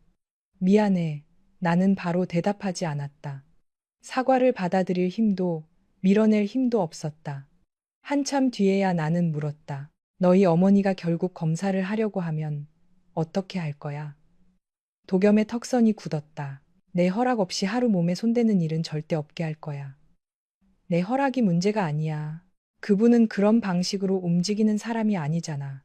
사람을 보내고 서류를 만들고 나를 궁지에 몰고 내가 스스로 포기하게 만들겠지. 도겸은 대답하지 못했다. 그 침묵이 내 두려움을 증명했다. 백정희 여사는 단순히 아들을 아끼는 어머니가 아니었다. 그녀는 백도겸이라는 사람의 인생을 하나의 사업처럼 관리해 온 사람이었다. 그 사업에 내가 끼어드는 순간 그녀는 나를 제거해야 할 위험 요소로 보았고 하루는 확인해야 할 변수로 보았다. 성수동 집에 도착했을 때 하루는 아직 잠들어 있었다. 도겸은 아이를 조심스럽게 안아들고 방으로 들어갔다. 나는 그 뒤를 따라가며 문득 이상한 감각에 사로잡혔다. 그의 품에 안긴 하루의 모습이 너무 자연스러웠다. 아이의 이마가 그의 어깨에 닿고 작은 손이 그의 셔츠 깃을 잡고 도겸이 아이의 등을 토닥이는 장면은 오랜 시간 비어있던 퍼즐 조각이 제자리를 찾은 것처럼 보였다.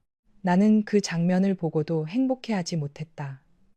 행복은 진실을 요구했고 진실은 나를 벼랑 끝으로 데려갈 것이 분명했기 때문이다. 그날 밤 도겸은 거실에서 노트북을 열어 무언가를 확인했다.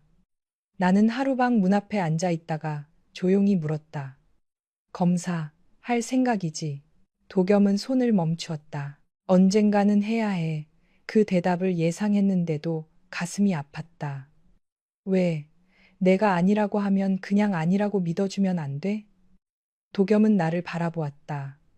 그의 눈빛에는 원망보다 슬픔이 더 많았다. 체리나 믿고 싶어서 확인해야 하는 거야. 그게 무슨 말이야? 네가 또 도망치지 않게 하려면 나도 흔들리지 않을 근거가 필요해. 하루가 내 아들이라면 나는 어떤 일이 있어도 물러서지 않아. 하루가 내 아들이 아니어도 나는 너희 둘을 그냥 버리지 않을 거야. 하지만 내 어머니와 이 집안 사람들을 상대하려면 말이 아니라 증거가 필요해. 나는 씁쓸하게 웃었다. 결국 나를 믿는 게 아니라 종이를 믿겠다는 거네. 도겸은 아픈 얼굴로 말했다. 내가 나를 믿지 못하게 만든 시간도 5년이야. 나한테도 시간이 필요해. 나는 그 말을 반박하지 못했다. 우리는 서로에게 상처를 주었고 그 상처 위에 아이가 태어났다. 아무도 완전히 피해자는 아니었고 아무도 완전히 가해자만도 아니었다. 다만 하루만큼은 아무 잘못이 없었다. 그래서 더 견딜 수 없었다. 나는 하루가 어른들의 잘못을 증명하는 서류가 되는 것이 싫었다. 아이는 사랑받기 위해 태어난 존재이지 누군가의 혈통을 확인하기 위한 증거물이 아니었다. 다음 날부터 도겸은 집의 보안을 강화했다. 어린이집에는 직접 연락해 하루를 데리러 갈 수 있는 사람을 나와 도겸 둘로 제안했고 관리실에도 외부인의 방문을 사전에 확인하도록 했다. 그는 변호사와도 통화했다.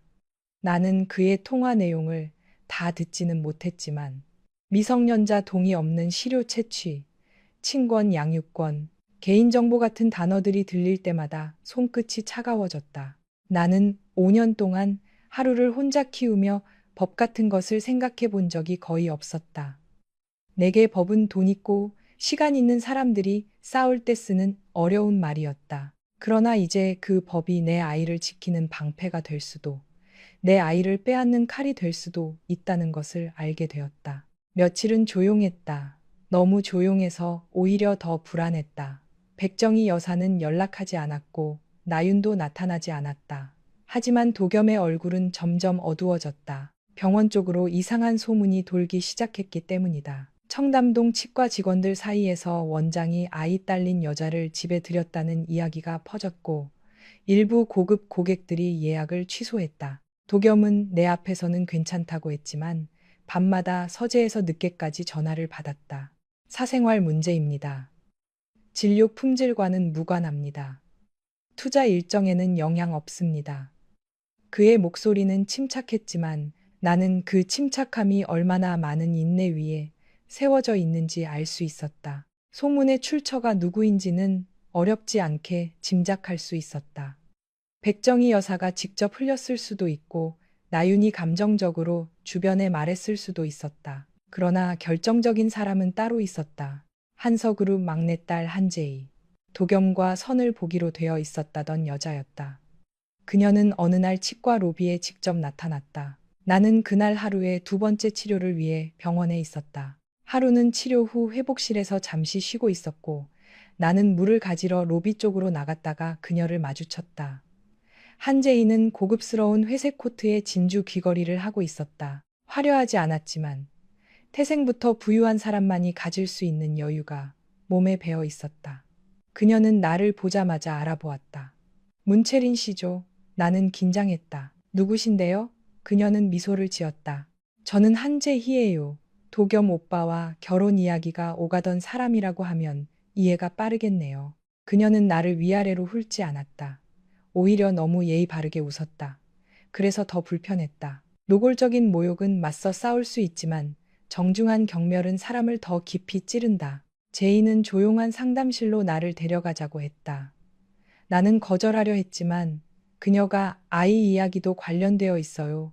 라고 말하는 순간 따라갈 수밖에 없었다.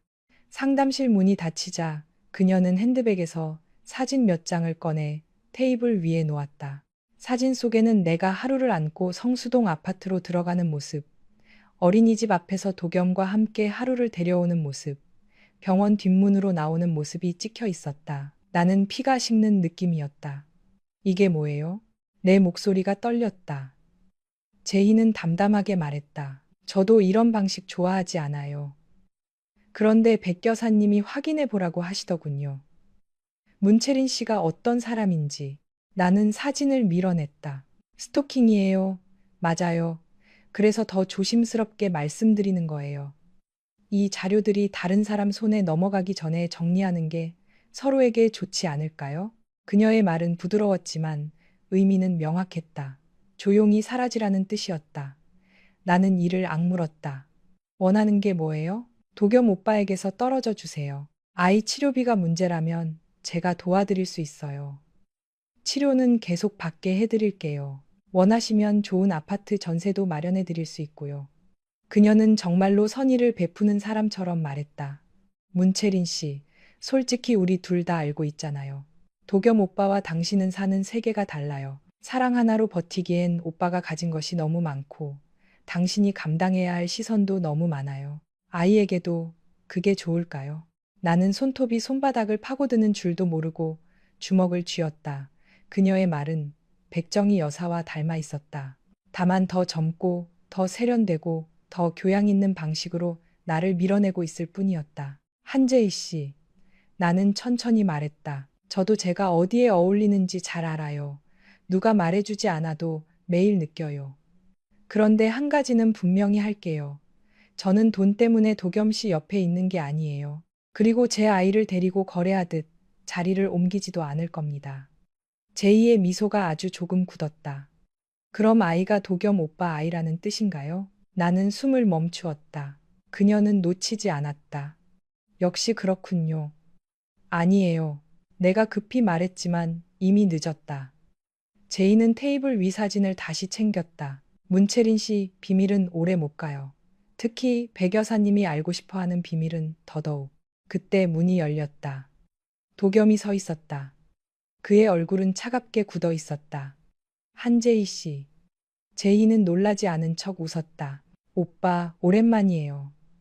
여기서 뭐 합니까? 걱정돼서 왔어요. 오빠가 요즘 이상한 일에 휘말렸다고 하니까. 도겸은 그녀의 손에 들린 사진 봉투를 보았다. 그건 두고 가세요. 제이의 표정이 흐려졌다. 오빠 저는 도와주려는 거예요. 남의 아이와 여자를 몰래 찍은 사진으로 도와준다는 말 하지 마십시오. 그의 목소리는 낮았지만 무서웠다. 제이는 입술을 깨물었다. 오빠가 이러면 백 여사님만 더 화나실 거예요. 우리 집도 그냥 있지 않을 거고요. 병원 확장 투자, 한서 쪽에서 빠지면 타격 큰 거, 오빠도 알잖아요. 도겸은 한 걸음도 물러서지 않았다. 빠지십시오. 투자도, 혼담도, 제 인생에서도. 제희의 얼굴이 창백해졌다. 오빠 진심이에요? 처음부터 진심 아니었던 적 없습니다. 제가 결혼할 사람은 제가 정합니다. 제이는 나를 한번 노려본 뒤 상담실을 나갔다. 문이 닫히자 나는 다리에 힘이 풀려 의자에 앉았다. 도겸은 사진 봉투를 집어들고 안을 확인했다. 그의 손등에 핏줄이 도드라졌다. 미안해. 또 사과였다. 나는 지친 목소리로 말했다. 내가 사과한다고 끝나는 일이 아니잖아. 알아. 이제 병원까지 끌려 들어왔어. 하루 어린이집도 우리 일상도 누군가 찍고 있었어. 나는 네 옆에 있으면 계속 이런 일을 당해야 해? 도겸은 내 앞에 앉았다. 그래서 내가 더 확실히 정리할 거야. 어떻게? 그는 잠시 망설이다 말했다. 검사하자. 나는 고개를 들었다. 지금 이 상황에서 그 말이 나와? 체리나, 검사 결과 나오면 뭐가 달라지는데? 하루가 내 아들이라고 나오면 내 어머니가 우리를 반겨줄 것 같아? 아니면 한재희 씨가 물러날 것 같아? 아니야. 더 심해질 거야. 그때부터 하루는 내 아들이 아니라 백씨 집안 손자가 되겠지. 내 목소리는 점점 높아졌다. 나는 그게 무서워. 네가 아니라 네 이름이, 내 집안이, 내 세계가 무서워. 도겸은 조용히 내 말을 들었다. 그리고 아주 낮게 말했다. 하루가 내 아들이라면 그 아이는 내 아들이기도 해. 그 누구도 너에게서 하루를 빼앗지 못하게 할 거야. 약속은 쉽지. 내가 비웃듯 말했다. 네가 5년 전에도 나를 지키겠다고 했어. 그런데 내 어머니가 나를 만났을 때 너는 아무것도 몰랐고 나는 혼자 도망쳤어. 도겸의 얼굴이 아프게 일그러졌다. 그때의 나를 용서하라는 말은 안 해.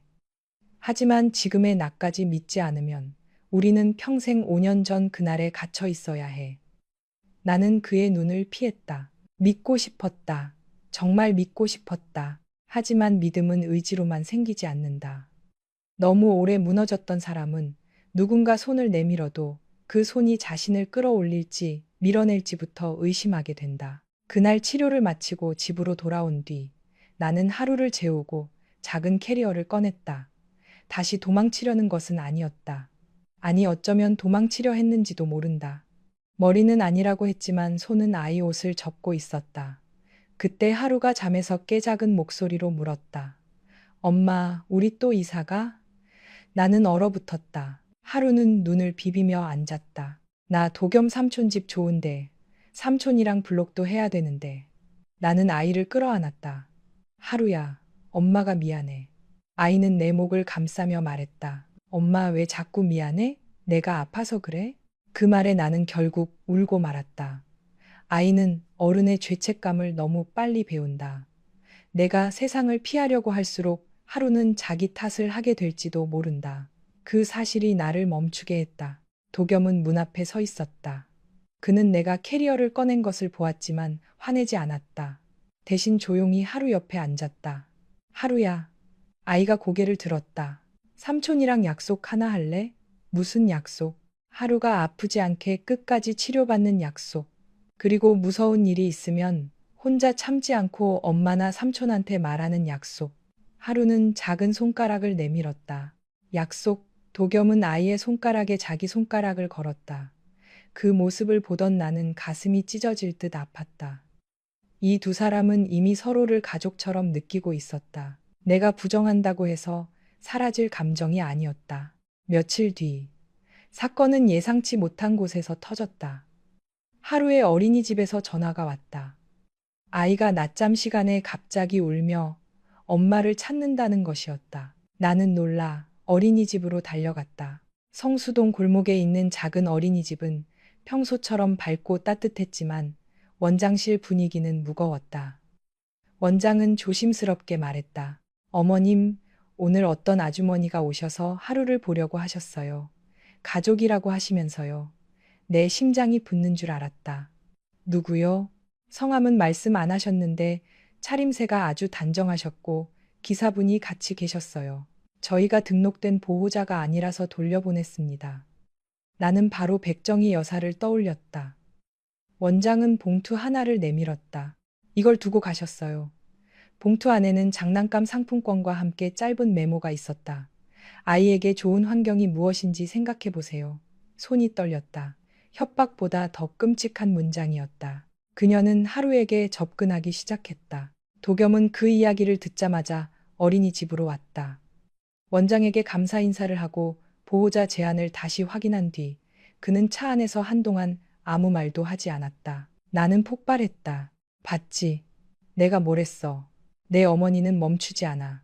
하루에게까지 손을 뻗잖아. 도겸은 두 손으로 얼굴을 쓸어내렸다. 오늘 바로 어머니 만나러 갈게. 가서 뭐라고 할 건데? 화내면 끝나? 그분은 네가 화낼수록 나를 더 미워할 거야. 도겸은 나를 보았다. 그래서 더 이상 피하지 않을 거야. 정면으로 말할 거야. 무슨 말을? 그는 한참을 침묵하다 대답했다. 하루가 내 아들일 가능성이 높다고. 그리고 그렇든 아니든 너희 둘은 내가 지킬 사람이라고. 나는 숨을 삼켰다. 그 말을 듣는 순간 오히려 마음이 더 불안해졌다. 말이 현실이 되면 우리는 더 이상 뒤로 물러설 수 없었다. 그날 저녁 도겸은 평창동 집으로 갔다. 나는 따라가지 않았다. 따라가면 또 무너질 것 같았다. 대신 성수동 집에서 하루를 안고 기다렸다. 시간은 느리게 흘렀다. 시계 초침 소리가 너무 크게 들려 텔레비전을 켰지만 내용은 하나도 들어오지 않았다. 밤 10시가 넘어 도겸이 돌아왔다. 그의 얼굴에는 피로와 분노가 짙게 남아 있었다. 나는 조심스럽게 물었다. 뭐라고 하셨어? 그는 재킷을 벗으며 말했다. 검사하라고 하셨어. 결과가 나오면 그때 이야기하자고. 그리고 하루가 내 아들이면 데려오겠다고 하셨다. 예상했던 말인데도 실제로 들으니 온몸이 얼어붙었다. 나는 벽을 짚었다. 봤지?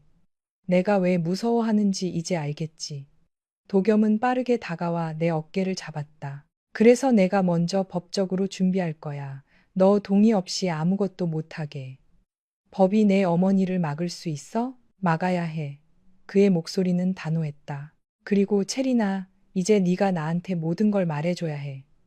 5년 전 떠난 날부터 하루를 낳은 날까지 무엇이 있었는지. 그래야 내가 너를 지킬 수 있어. 나는 고개를 숙였다. 그 이야기는 내가 가장 깊이 묻어둔 시간이었다. 혼자 임신 사실을 알았던 날, 낡은 고시원 방에서 입덧을 참으며 일했던 날, 병원비가 없어 보건소와 국공립병원을 전전했던 날, 출산 당일 보호자 이름을 적지 못해 간호사에게 불쌍한 눈빛을 받았던 날, 그 모든 시간을 입 밖으로 꺼내는 것은 다시 살아내는 것과 같았다. 하지만 이제 숨길 수 없었다. 나는 그 밤 도겸에게 처음으로 모두 말했다.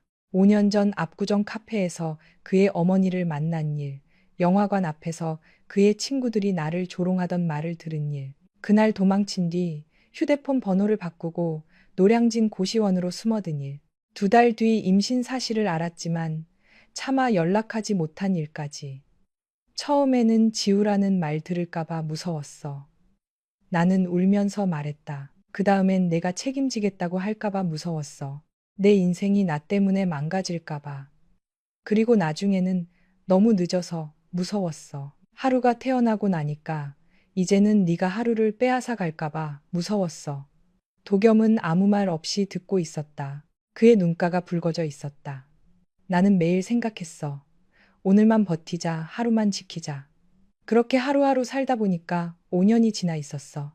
도겸은 천천히 내 손을 잡았다. 그의 손도 떨리고 있었다.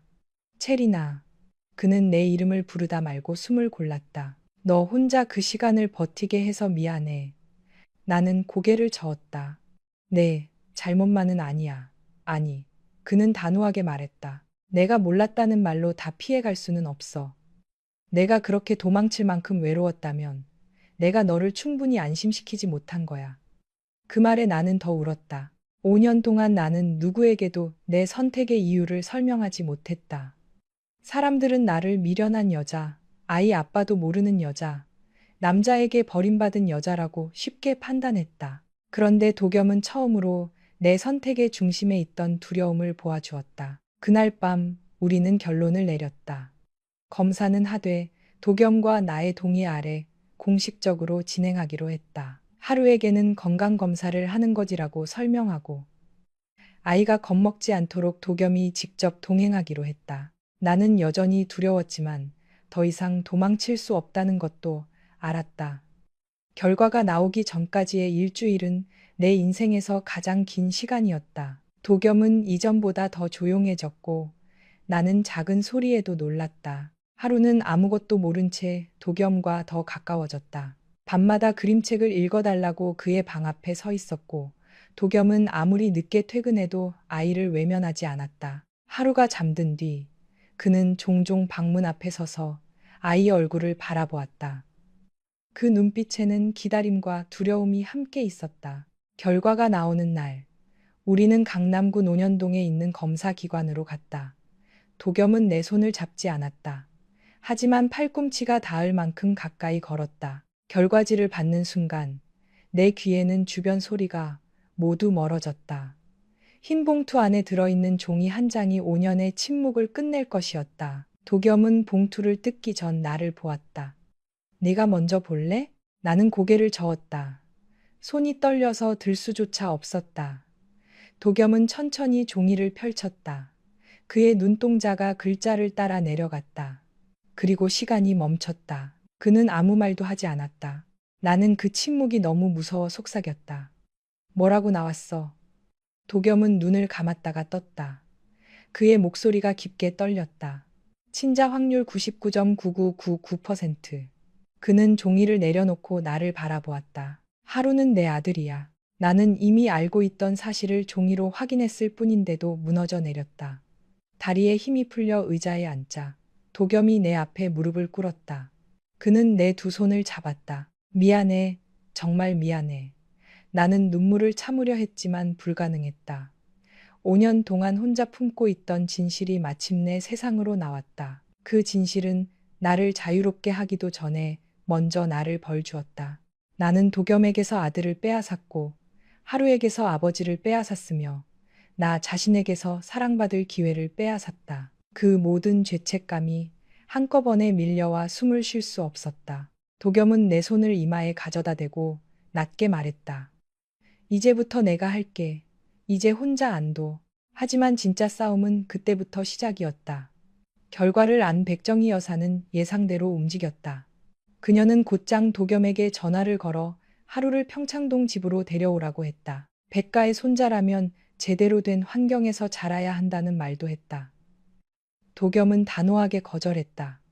그러자 그녀는 변호사를 통해 나에게 연락했다. 친권 확인, 양육 환경 조사, 아이의 복지, 경제적 능력 부족 같은 단어들이 서류에 박혀 있었다. 나는 그 문서를 읽으며 손이 떨렸다. 내가 가장 두려워하던 일이 현실이 된 것이다. 도겸은 서류를 보자마자 자기 변호사에게 넘겼고 나에게 말했다. 겁먹지 마. 이건 압박이야. 실제로 하루를 데려가기는 어려워. 하지만 나는 알고 있었다. 법적으로 어렵다는 것과 사람 마음이 무너지지 않는다는 것은 다른 문제였다. 백정희 여사는 나를 법정까지 끌고 가지 않아도 충분히 무너뜨릴 수 있는 사람이었다. 그리고 그녀는 가장 아픈 곳을 찔렀다. 며칠 뒤 인터넷 지역 커뮤니티에 이상한 글이 올라왔다. 청담 유명 치과 원장, 아이 있는 여성과 동거 논란이라는 제목이었다. 실명은 없었지만 아는 사람은 누구나 알아볼 수 있는 단서들이 있었다. 성수동 고급 아파트, 소아 환자 보호자, 한서그룹 혼담 파기, 숨겨진 아이. 댓글들은 잔인했다. 돈 보고 들러붙었겠지. 애 아빠가 누군지도 모르는 여자 아니냐. 부잣집 남자 하나 물었네. 나는 그 글을 보자마자 휴대폰을 떨어뜨렸다. 숨이 막혔다. 내 삶이, 하루의 존재가 사람들의 심심풀이 조롱거리가 되어 있었다. 도겸은 즉시 법적 대응을 준비했다. 병원 홍보팀도 움직였고 게시글은 몇 시간 만에 삭제되었다. 하지만 이미 상처는 남았다. 어린이집 엄마들 사이에서 수군거림이 시작되었고 반찬가게 소담 언니에게도 연락이 갔다. 나는 밖에 나가는 것이 무서워졌다. 하루가 어린이집에서 무슨 말을 들을까봐 두려웠다. 그날 밤 나는 처음으로 도겸에게 화를 냈다. 이게 네가 말 안 지킨다는 거야. 하루 이름은 안 나왔지만 사람들이 다 알아. 이제 우리 애는 뭐가 돼? 도겸은 고개를 숙였다. 미안해. 그 말 그만해. 나는 울부짖었다. 미안하다는 말로는 아무것도 안 바뀌어. 내가 두려워한 게 다 맞았잖아. 내 옆에 있으면 하루가 다친다고 했잖아. 도겸은 내 분노를 피하지 않았다. 그는 그냥 서서 맞았다. 맞아, 네가 맞았어. 그래서 이번엔 내가 도망치지 않을 거야. 다음 날, 도겸은 뜻밖의 결정을 했다. 그는 병원 공식 채널을 통해 짧은 입장문을 냈다. 사생활에 관한 악의적 유포와 불법 촬영에 강경 대응하겠다는 내용이었다. 그러나 그것보다 더 놀라운 것은 마지막 문장이었다. 저는 한 아이의 아버지로서, 그리고 한 여자의 오랜 동반자로서 제 가족을 보호할 책임이 있습니다. 실명을 밝히지는 않았지만 그는 공개적으로 우리를 가족이라고 말했다. 그 문장을 보는 순간 나는 휴대폰을 붙잡고 한참을 움직일 수 없었다. 도겸에게 그 선언은 병원 이미지와 집안 기대를 모두 걸어야 하는 일이었다. 그는 그걸 알고도 했다. 5년 전 영화관 앞에서 나를 지키지 못했던 남자가 이번에는 세상 앞에서 나를 숨기지 않았다. 백정희 여사는 경로했다. 그날 밤 평창동 집에서 가족회의가 열렸다. 도겸은 나와 하루를 데리고 가지 않았다. 그러나 나는 더 이상 집에서 숨어 기다리지 않기로 했다. 하루는 소담 언니에게 맡기고 나는 택시를 타고 평창동으로 향했다. 도겸에게 미리 말하지 않았다. 이제 이 싸움은 도겸 혼자 할 일이 아니었다. 내 아이의 문제였고 내 인생의 문제였다. 평창동 집 대문 앞에 섰을 때 다리는 여전히 떨렸다. 하지만 이번에는 도망치지 않았다. 배를 눌렀고 오래된 집사의 안내를 받아 거실로 들어갔다. 그곳에는 백정희 여사와 나윤, 몇몇 친척, 그리고 도겸이 있었다. 모두가 나를 보고 놀랐다. 도겸이 자리에서 일어났다. 체리나 왜 왔어? 나는 그를 지나 백정희 여사 앞에 섰다. 저도 말씀드릴 게 있어서 왔습니다. 내 목소리는 생각보다 차분했다. 백정희 여사는 차갑게 웃었다. 여기가 어디라고 함부로 들어와요? 어머님께서 제 아이 문제를 함부로 건드리셨으니 저도 와야 한다고 생각했습니다. 거실이 조용해졌다. 나는 가방에서 유전자 검사 결과지를 꺼냈다. 맞습니다. 하루는 도겸 씨의 아들입니다. 제가 숨겼습니다. 그건 제 잘못입니다. 도겸 씨에게도 하루에게도 잘못했습니다. 도겸이 나를 바라보았다. 나는 그 눈빛을 느꼈지만 멈추지 않았다. 하지만 제가 하루를 낳고 키운 시간은 거짓이 아닙니다. 밤새 열나는 아이를 업고 응급실을 돌던 사람도 저였고 어린이집 첫날 울던 아이를 달래던 사람도 저였고 아이가 아빠가 뭐냐고 물을 때마다 혼자 울던 사람도 저였습니다. 가난했지만 버리지 않았고 부족했지만 도망가지 않았습니다. 그러니 그 누구도 제게 엄마 자격이 없다고 말할 수 없습니다. 백정희 여사의 얼굴이 굳었다. 나는 처음으로 그녀의 눈을 피하지 않았다. 어머님은 저를 싫어하실 수 있습니다. 백가 며느리로 인정하지 않으셔도 됩니다. 하지만 하루를 집안 체면을 회복할 도구로 보지는 말아주세요.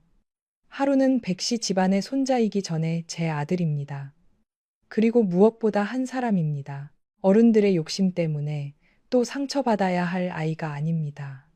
내 목소리는 끝에서 조금 떨렸지만 나는 울지 않았다.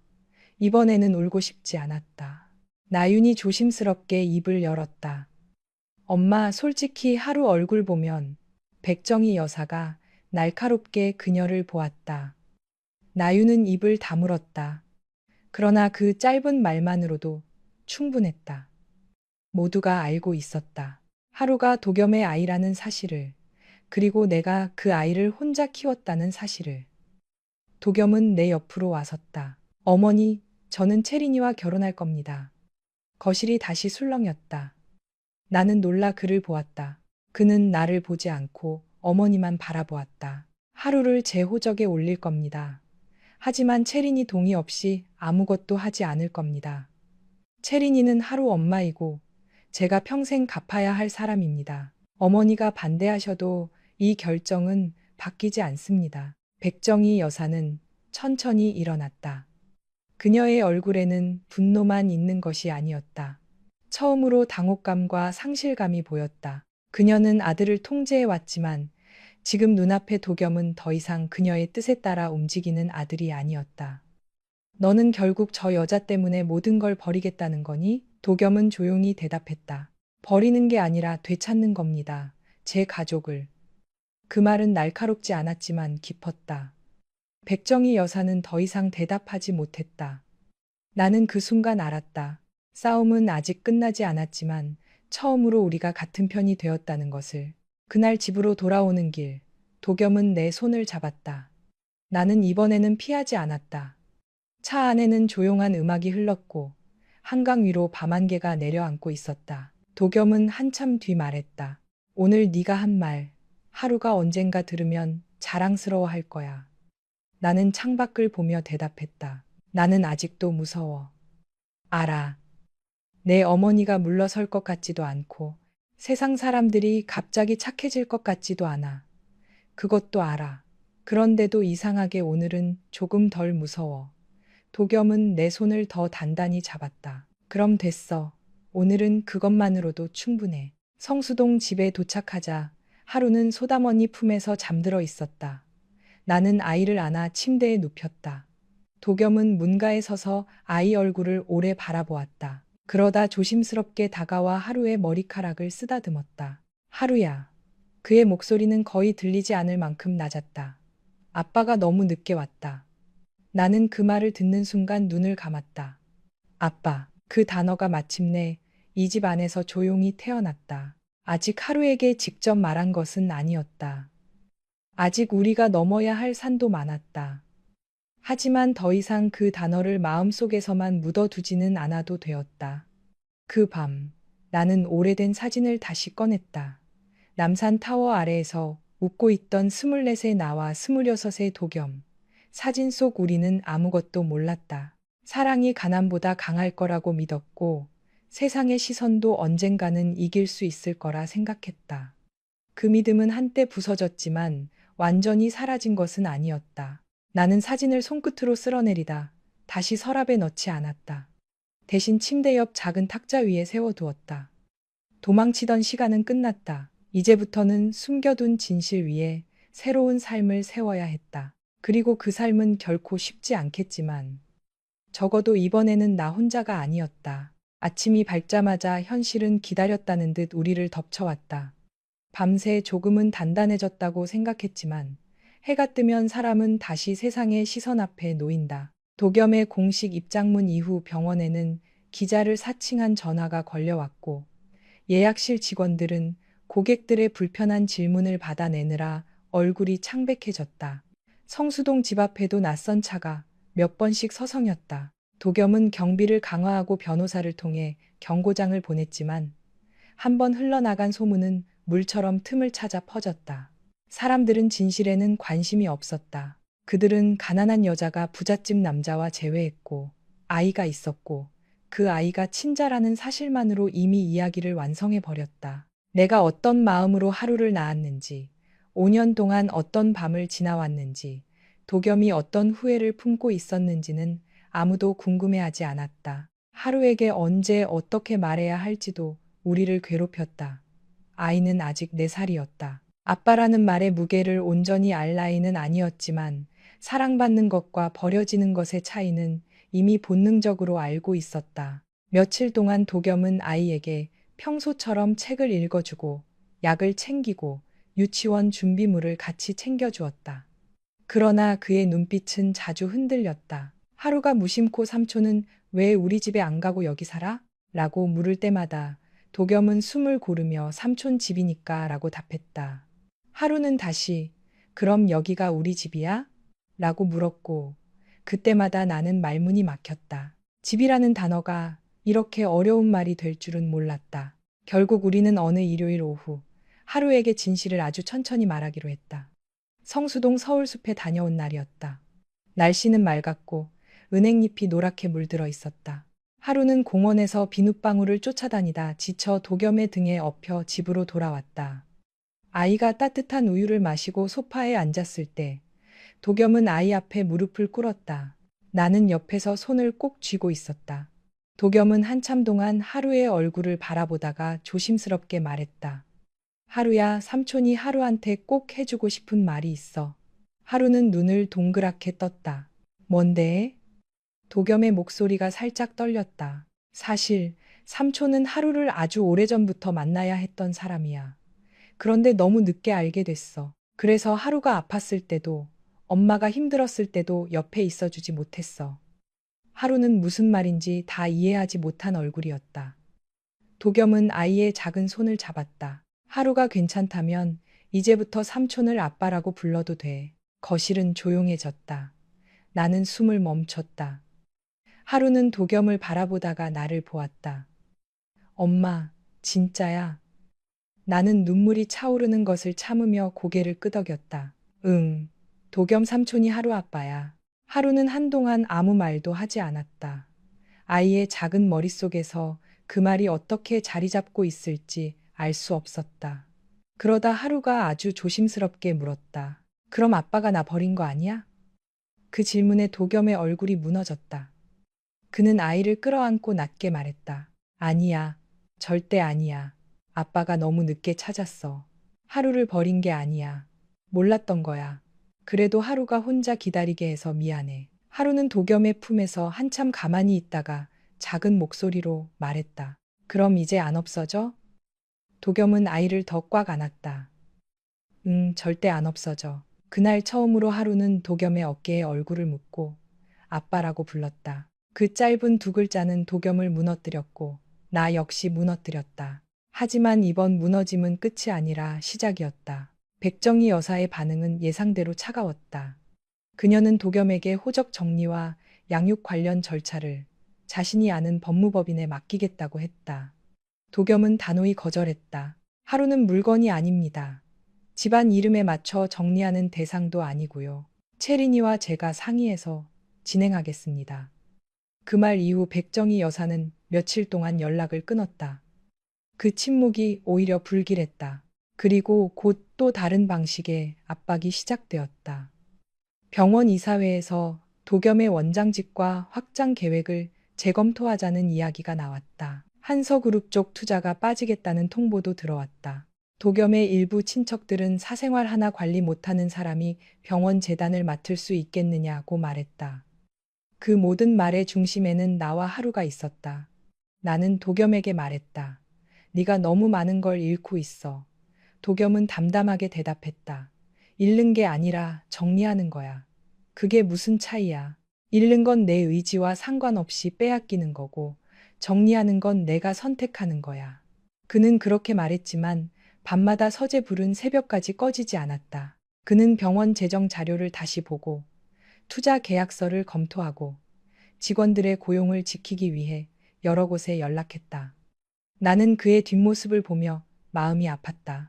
사랑한다는 이유로 누군가의 인생을 무겁게 만드는 것이 두려웠다. 5년 전 내가 떠난 이유도 결국 그것이었다. 하지만 이번에는 떠나는 것이 답이 아니라는 걸 알고 있었다. 도망은 잠시의 상처를 피하게 해줄 뿐 남은 사람들에게 더 깊은 구멍을 남긴다는 것을 이제는 알았다. 그 무렵 예상치 못한 사람이 찾아왔다. 백나윤이었다.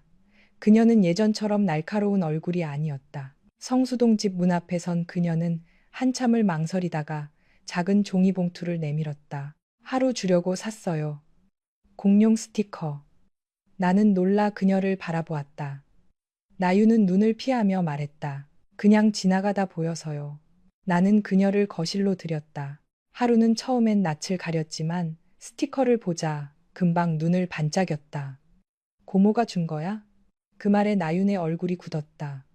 고모. 그녀는 그 단어가 자신에게도 새로운 관계를 부여한다는 것을 느낀 듯했다. 한참 뒤 그녀는 조용히 말했다. 응, 고모가 준 거야. 하루는 웃으며 고맙다고 했다. 나유는 아이의 웃는 얼굴을 보다가 눈시울이 붉어졌다. 하루가 방으로 들어간 뒤 나유는 내게 고개를 숙였다. 미안해요. 처음에 너무 함부로 말했어요. 나는 쉽게 대답하지 못했다. 사과는 고마웠지만 상처는 사과 한마디로 바로 사라지는 것이 아니었다. 나유는 스스로도 그걸 아는 듯했다. 엄마가 무서워서 그랬다는 말로 핑계대고 싶지는 않아요. 솔직히 저는 오빠가 우리 집 기대를 저버리는 게 싫었어요. 오빠는 늘 완벽해야 한다고 생각했거든요. 그런데 하루를 보고 나니까 모르겠어요. 그 애가 오빠 어릴 때랑 너무 닮았어요. 웃을 때 눈 접히는 것도, 밥 먹을 때 왼손으로 그릇 잡는 것도.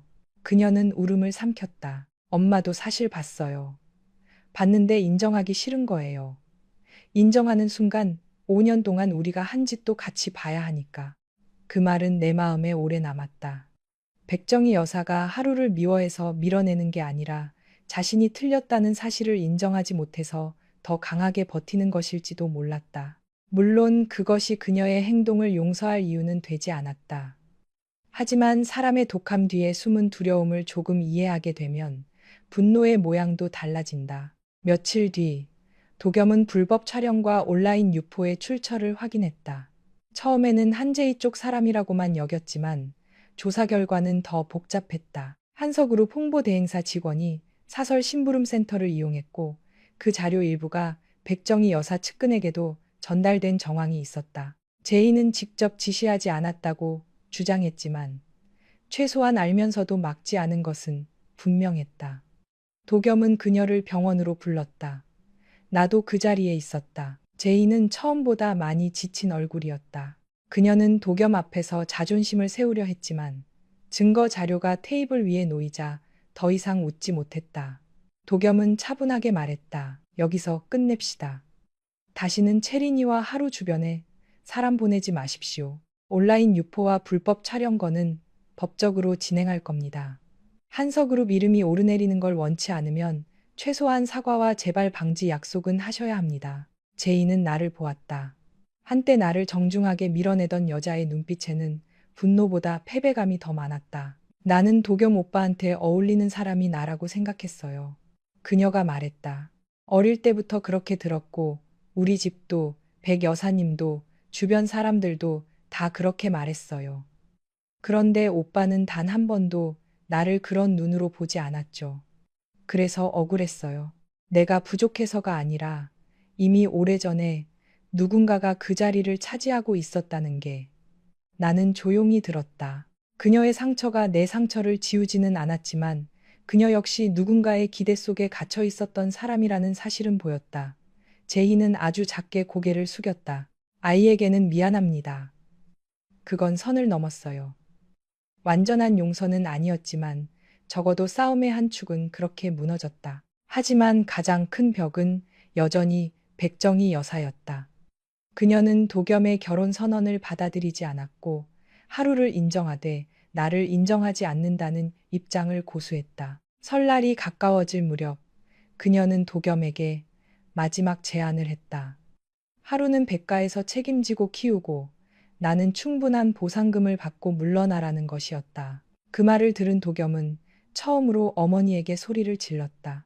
어머니, 하루에게 엄마를 빼앗자는 말을 어떻게 그렇게 쉽게 하십니까? 백정희 여사는 맞받아쳤다. 그럼 네가 저 여자 하나 때문에 평생 손가락질 받게 둘 수는 없어. 손가락질은 제가 감당합니다. 너 혼자 감당할 수 있는 일이 아니야. 맞습니다. 그래서 가족이 필요한 겁니다. 그런데 어머니는 가족이라는 이름으로 계속 사람을 찢어놓고 계세요. 그날 이후 도겸은 평창동 집 출입을 끊었다. 설날 차례에도 가지 않았다. 대신 성수동 집에서 조촐하게 떡국을 끓였다. 나는 떡국에 계란지단을 올리고 하루가 좋아하는 소고기 고명을 듬뿍 넣었다. 도겸은 서툰 손으로 전을 부치겠다고 나섰다가 동태전 한쪽을 태웠고 하루는 그 모습을 보고 깔깔 웃었다. 화려한 차례상도 값비싼 선물도 친척들의 인사도 없었지만 그날 우리 셋은 처음으로 가족처럼 아침을 먹었다. 하루는 떡국을 먹다 말고 물었다. 아빠, 나 이제 5살이야? 도겸은 웃으며 말했다. 응, 1살 더 먹었네. 하루는 곧장 나를 보며 말했다. 그럼 엄마도 1살 더 먹었어? 나는 웃음이 터졌다. 오래간만에 집안에 긴장 없는 웃음이 퍼졌다. 나는 그 순간 알았다. 가족은 대단한 의식으로 만들어지는 것이 아니라 함께 밥을 먹고 서로의 실수를 웃어주고 아픈 사람 곁에 남는 시간으로 만들어진다는 것을. 그러나 백정희 여사는 결국 무너지는 방식으로 찾아왔다. 설 연휴가 끝난 뒤 그녀가 갑작스럽게 병원에 실려갔다는 연락이 왔다. 과로와 혈압 문제였다. 도겸은 망설이지 않고 병원으로 달려갔다. 나도 하루를 데리고 따라갔다. 처음에는 가지 않으려 했다. 그녀가 나를 원하지 않을 것이 분명했기 때문이다. 하지만 하루가 할머니 아파? 라고 물었을 때 나는 대답 대신 아이의 외투를 입혔다. 미움이 있어도 아이에게 미움을 가르치고 싶지는 않았다. 병실에 들어갔을 때 백정희 여사는 창백한 얼굴로 누워 있었다. 그녀는 나를 보자마자 눈살을 찌푸렸지만 하루가 조심스럽게 침대 옆으로 다가가자 아무 말도 하지 못했다. 하루는 작은 손에 쥔 귤 하나를 내밀었다. 할머니 이거 드세요. 아프면 비타민 먹어야 돼요. 병실 안이 조용해졌다. 백정희 여사는 귤을 받지 못하고 아이만 바라보았다. 하루의 얼굴에는 계산도 원망도 없었다. 그저 아픈 어른에게 귤을 주고 싶은 마음뿐이었다. 한참 뒤, 그녀는 떨리는 손으로 귤을 받았다. 고맙다. 그 한마디는 작았지만 얼어붙은 강 위에 처음 생긴 실금 같았다. 그날 이후 백정희 여사는 조금씩 달라졌다. 극적으로 따뜻한 할머니가 된 것은 아니었다. 사람은 그렇게 쉽게 바뀌지 않는다. 그녀는 여전히 말투가 차가웠고 나를 이름 대신 문씨라고 불렀으며 도겸이 내 편을 들 때마다 못마땅한 표정을 지었다. 하지만 하루에게는 다른 얼굴을 보였다. 병실에 다시 온 하루가 삐뚤빼뚤 그린 그림을 건네자 그녀는 그것을 침대 옆 서랍에 넣지 않고 벽에 붙여달라고 했다. 하루가 할머니 집에는 공룡 있어요? 라고 묻자 그녀는 다음번에 공룡책을 사두겠다고 했다. 작은 변화였다. 하지만 긴 겨울이 끝나기 전에 가장 먼저 녹는 것은 늘 아주 얇은 가장자리부터였다. 며칠 뒤, 백정희 여사는 나를 혼자 병실로 불렀다. 나는 긴장한 채 의자에 앉았다. 그녀는 한동안 창밖을 보다가 말했다. 나는 도겸이를 잃을까봐 두려웠어요. 뜻밖의 말이었다. 그녀는 내 쪽을 보지 않은 채 계속했다. 남편이 일찍 세상을 떠나고 그 아이 하나 붙잡고 여기까지 왔어요. 집안 사람들한테 무시당하지 않으려고 병원 재단을 지키려고 도겸이를 완벽하게 키워야 한다고 생각했죠. 그래서 그 아이가 스스로 선택하는 것을 견디지 못했어요. 당신을 처음 봤을 때 당신이 나쁜 사람이라서 싫었던 게 아니에요. 도겸이가 내 손에서 벗어날까봐 싫었던 거예요. 그녀의 목소리는 예전처럼 단단하지 않았다. 나는 아무 말도 하지 않았다. 그녀는 천천히 고개를 돌려 나를 보았다. 그렇다고 내가 한 일이 정당해지는 건 아니겠죠. 나는 그 말을 듣고도 바로 용서할 수 없었다. 너무 많은 시간이 아팠고 너무 많은 밤을 혼자 울었다. 그래서 솔직하게 말했다. 저는 아직 어머님을 용서할 수 없습니다. 백정희 여사는 눈을 감았다. 그럴 자격 없다는 거 알아요. 하지만 하루 앞에서 싸우고 싶지는 않습니다. 하루가 할머니를 미워하며 자라게 하고 싶지도 않습니다. 그녀는 나를 오래 바라보았다. 당신은 생각보다 강한 사람이군요. 나는 씁쓸하게 웃었다. 강해서 버틴 게 아닙니다. 버티다 보니 강해 보이게 된 것뿐이에요. 그 말에 그녀는 처음으로 아무 대답도 하지 못했다. 병실 창밖에는 늦겨울 햇살이 희미하게 내려앉고 있었다. 도겸과 나의 결혼은 거창하지 않게 진행되었다. 처음에 도겸은 호텔 예식을 알아보려 했지만 나는 고개를 저었다. 수백 명의 하객 앞에서 웃으며 서 있을 자신이 없었다. 우리에게 필요한 것은 남들에게 보여주는 결혼이 아니라 서로에게 다시 약속하는 시간이었다. 결국 우리는 봄이 시작되는 날 서울 종로구 가회동의 작은 한옥 갤러리에서 가족과 가까운 지인 몇 명만 초대해 조촐한 식을 올렸다. 마당에는 매화가 피기 시작했고 나무 창살 사이로 따뜻한 햇빛이 들어왔다. 소담 언니는 내 손을 잡고 울었고 나유는 하루의 한복 고름을 고쳐 매주며 자기도 모르게 눈물을 훔쳤다. 백정희 여사는 식장 뒤쪽에 조용히 앉아 있었다. 그녀는 끝내 환하게 웃지는 않았지만 내가 입장할 때 자리에서 일어나 고개를 숙였다. 그것만으로도 충분했다. 적어도 그날 그녀는 나를 없는 사람 취급하지 않았다. 도겸은 서약을 읽는 동안 몇 번이나 목이 메었다. 그는 사람들 앞에서 말했다. 나는 한때 사랑하는 사람을 지키지 못했고 내 아이가 자라는 시간을 함께하지 못했습니다. 그 후회를 평생 핑계로 삼지 않겠습니다. 앞으로는 문채린과 문하루 두 사람을 내 삶의 중심에 두고 살겠습니다. 늦게 온 만큼 더 오래 곁에 있겠습니다. 나는 눈물을 참지 못했다. 내 차례가 되었을 때 나는 준비한 종이를 제대로 읽을 수 없었다. 그래서 그냥 마음속 말을 했다. 나는 오랫동안 혼자 버티는 것이 아이를 지키는 일이라고 믿었습니다. 하지만 이제는 함께 기대는 것도 용기라는 걸 배웠습니다. 도겸 씨, 다시 도망치지 않겠습니다. 힘들면 말하고 두려우면 손을 잡겠습니다. 그리고 하루에게 사랑이 떠나는 것이 아니라 돌아올 수도 있다는 걸 보여주겠습니다. 하루는 꽃바구니를 들고 서 있다가 갑자기 외쳤다. 엄마 아빠 울지 마. 그 말에 모두가 웃었다. 울음과 웃음이 섞인 결혼식이었다. 완벽하지 않아서 더 우리다웠다. 결혼 후에도 모든 문제가 마법처럼 사라진 것은 아니었다. 사람들의 수군거림은 한동안 계속되었고 도겸의 병원은 투자 문제로 어려움을 겪었다. 백정희 여사와 나는 여전히 자주 부딪혔다. 그녀는 하루 교육 방식에 간섭했고 나는 아이를 너무 조급하게 밀어붙이지 말라고 맞섰다. 하루가 영어 유치원보다 동네 숲 체험을 더 좋아한다고 했을 때 그녀는 못마땅해했고 나는 처음으로 단호하게 말했다. 하루는 백가의 프로젝트가 아니라 아이입니다. 예전 같으면 그 말 한마디도 못했을 것이다.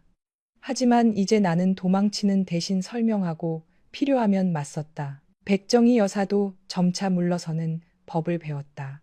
쉽지 않았지만 그것이 진짜 가족이 되어가는 과정이었다. 도겸은 하루에게 좋은 아빠가 되기 위해 서툴지만 성실하게 노력했다. 아이가 감기에 걸리면 누구보다 먼저 체온계를 들고 뛰어왔고 유치원 발표회 날에는 오전 진료를 모두 비우고 가장 앞줄에 앉았다. 하루가 무대 위에서 율동을 하다 박자를 놓쳤을 때도 도겸은 세상에서 가장 자랑스러운 얼굴로 박수를 쳤다.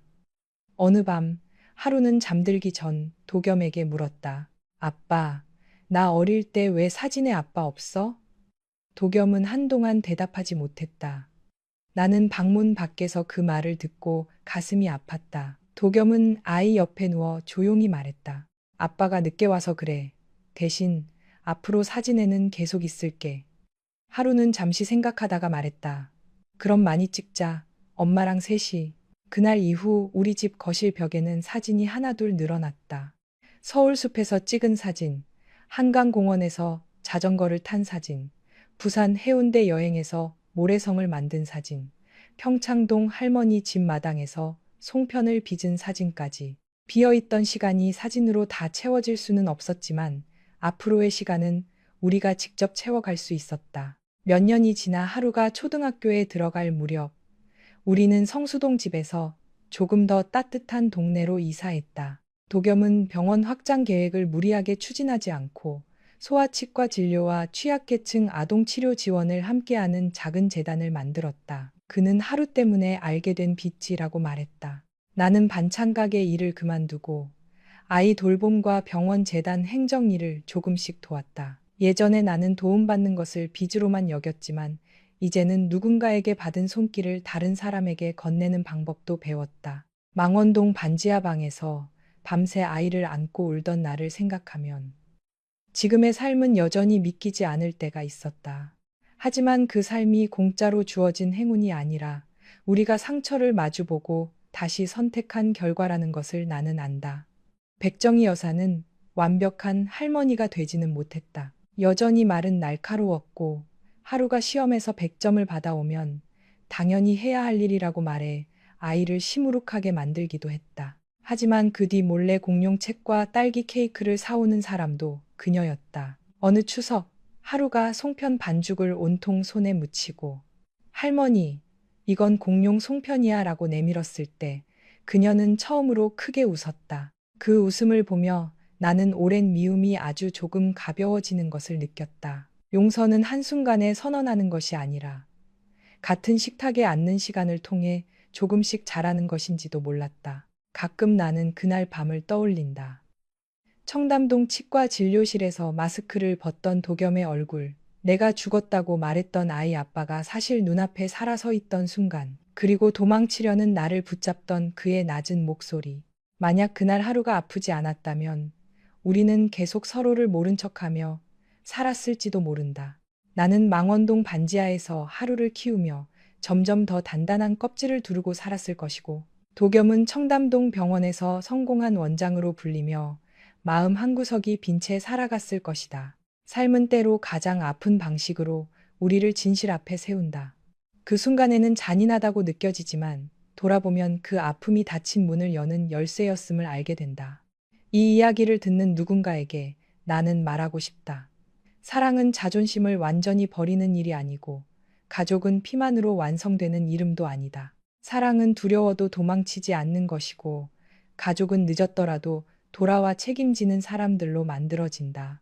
가난하다는 이유로 사랑받을 자격이 없는 사람은 없고 실수했다는 이유로 평생 행복을 포기해야 하는 사람도 없다. 다만 상처를 숨기기만 하면 그 상처는 언젠가 가장 약한 사람에게 번진다. 나에게 그 약한 사람은 하루였다. 그래서 나는 배웠다. 아이를 지키는 가장 좋은 방법은 세상과 완전히 등지는 것이 아니라 아이 앞에서 진실하고 용기 있는 어른이 되는 것임을. 지금도 하루는 가끔 내게 묻는다.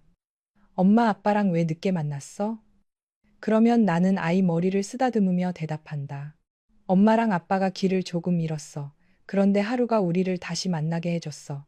하루는 그 말을 들으면 자랑스러운 얼굴로 웃는다. 도겸은 옆에서 괜히 헛기침을 하며 눈가를 훔친다. 나는 그 모습을 보며 생각한다. 우리가 잃어버린 5년은 다시 돌아오지 않는다. 하지만 남은 시간까지 잃어버린 채 살 필요는 없다. 사람은 과거를 바꿀 수 없지만 과거 때문에 망가진 마음을 어떻게 안고 살아갈지는 선택할 수 있다. 그리고 그 선택이 누군가에게는 새로운 가족의 시작이 되기도 한다. 그날 밤 하루가 잠든 뒤 도겸은 베란다에서 한강 쪽을 바라보고 있었다. 나는 그의 곁에 섰다. 오래전에는 이 사람 옆에 서는 것만으로도 내가 초라해지는 것 같았다. 이제는 달랐다. 나는 여전히 완벽하지 않았고 그는 여전히 많은 것을 가진 사람이었지만 우리는 더 이상 서로를 위아래로 보지 않았다. 우리는 같은 시간을 잃었고 같은 아이를 사랑했고 같은 상처를 지나 여기까지 온 사람들이었다. 도겸이 내 손을 잡으며 말했다. 체리나, 돌아와 줘서 고마워. 나는 고개를 저었다. 나 혼자 돌아온 게 아니야. 우리 셋이 같이 온 거야. 그는 웃었다. 나는 그 웃음 속에서 5년 전의 소년 같은 얼굴을 보았다. 그리고 처음으로 마음 깊이 안심했다. 이번에는 우리가 정말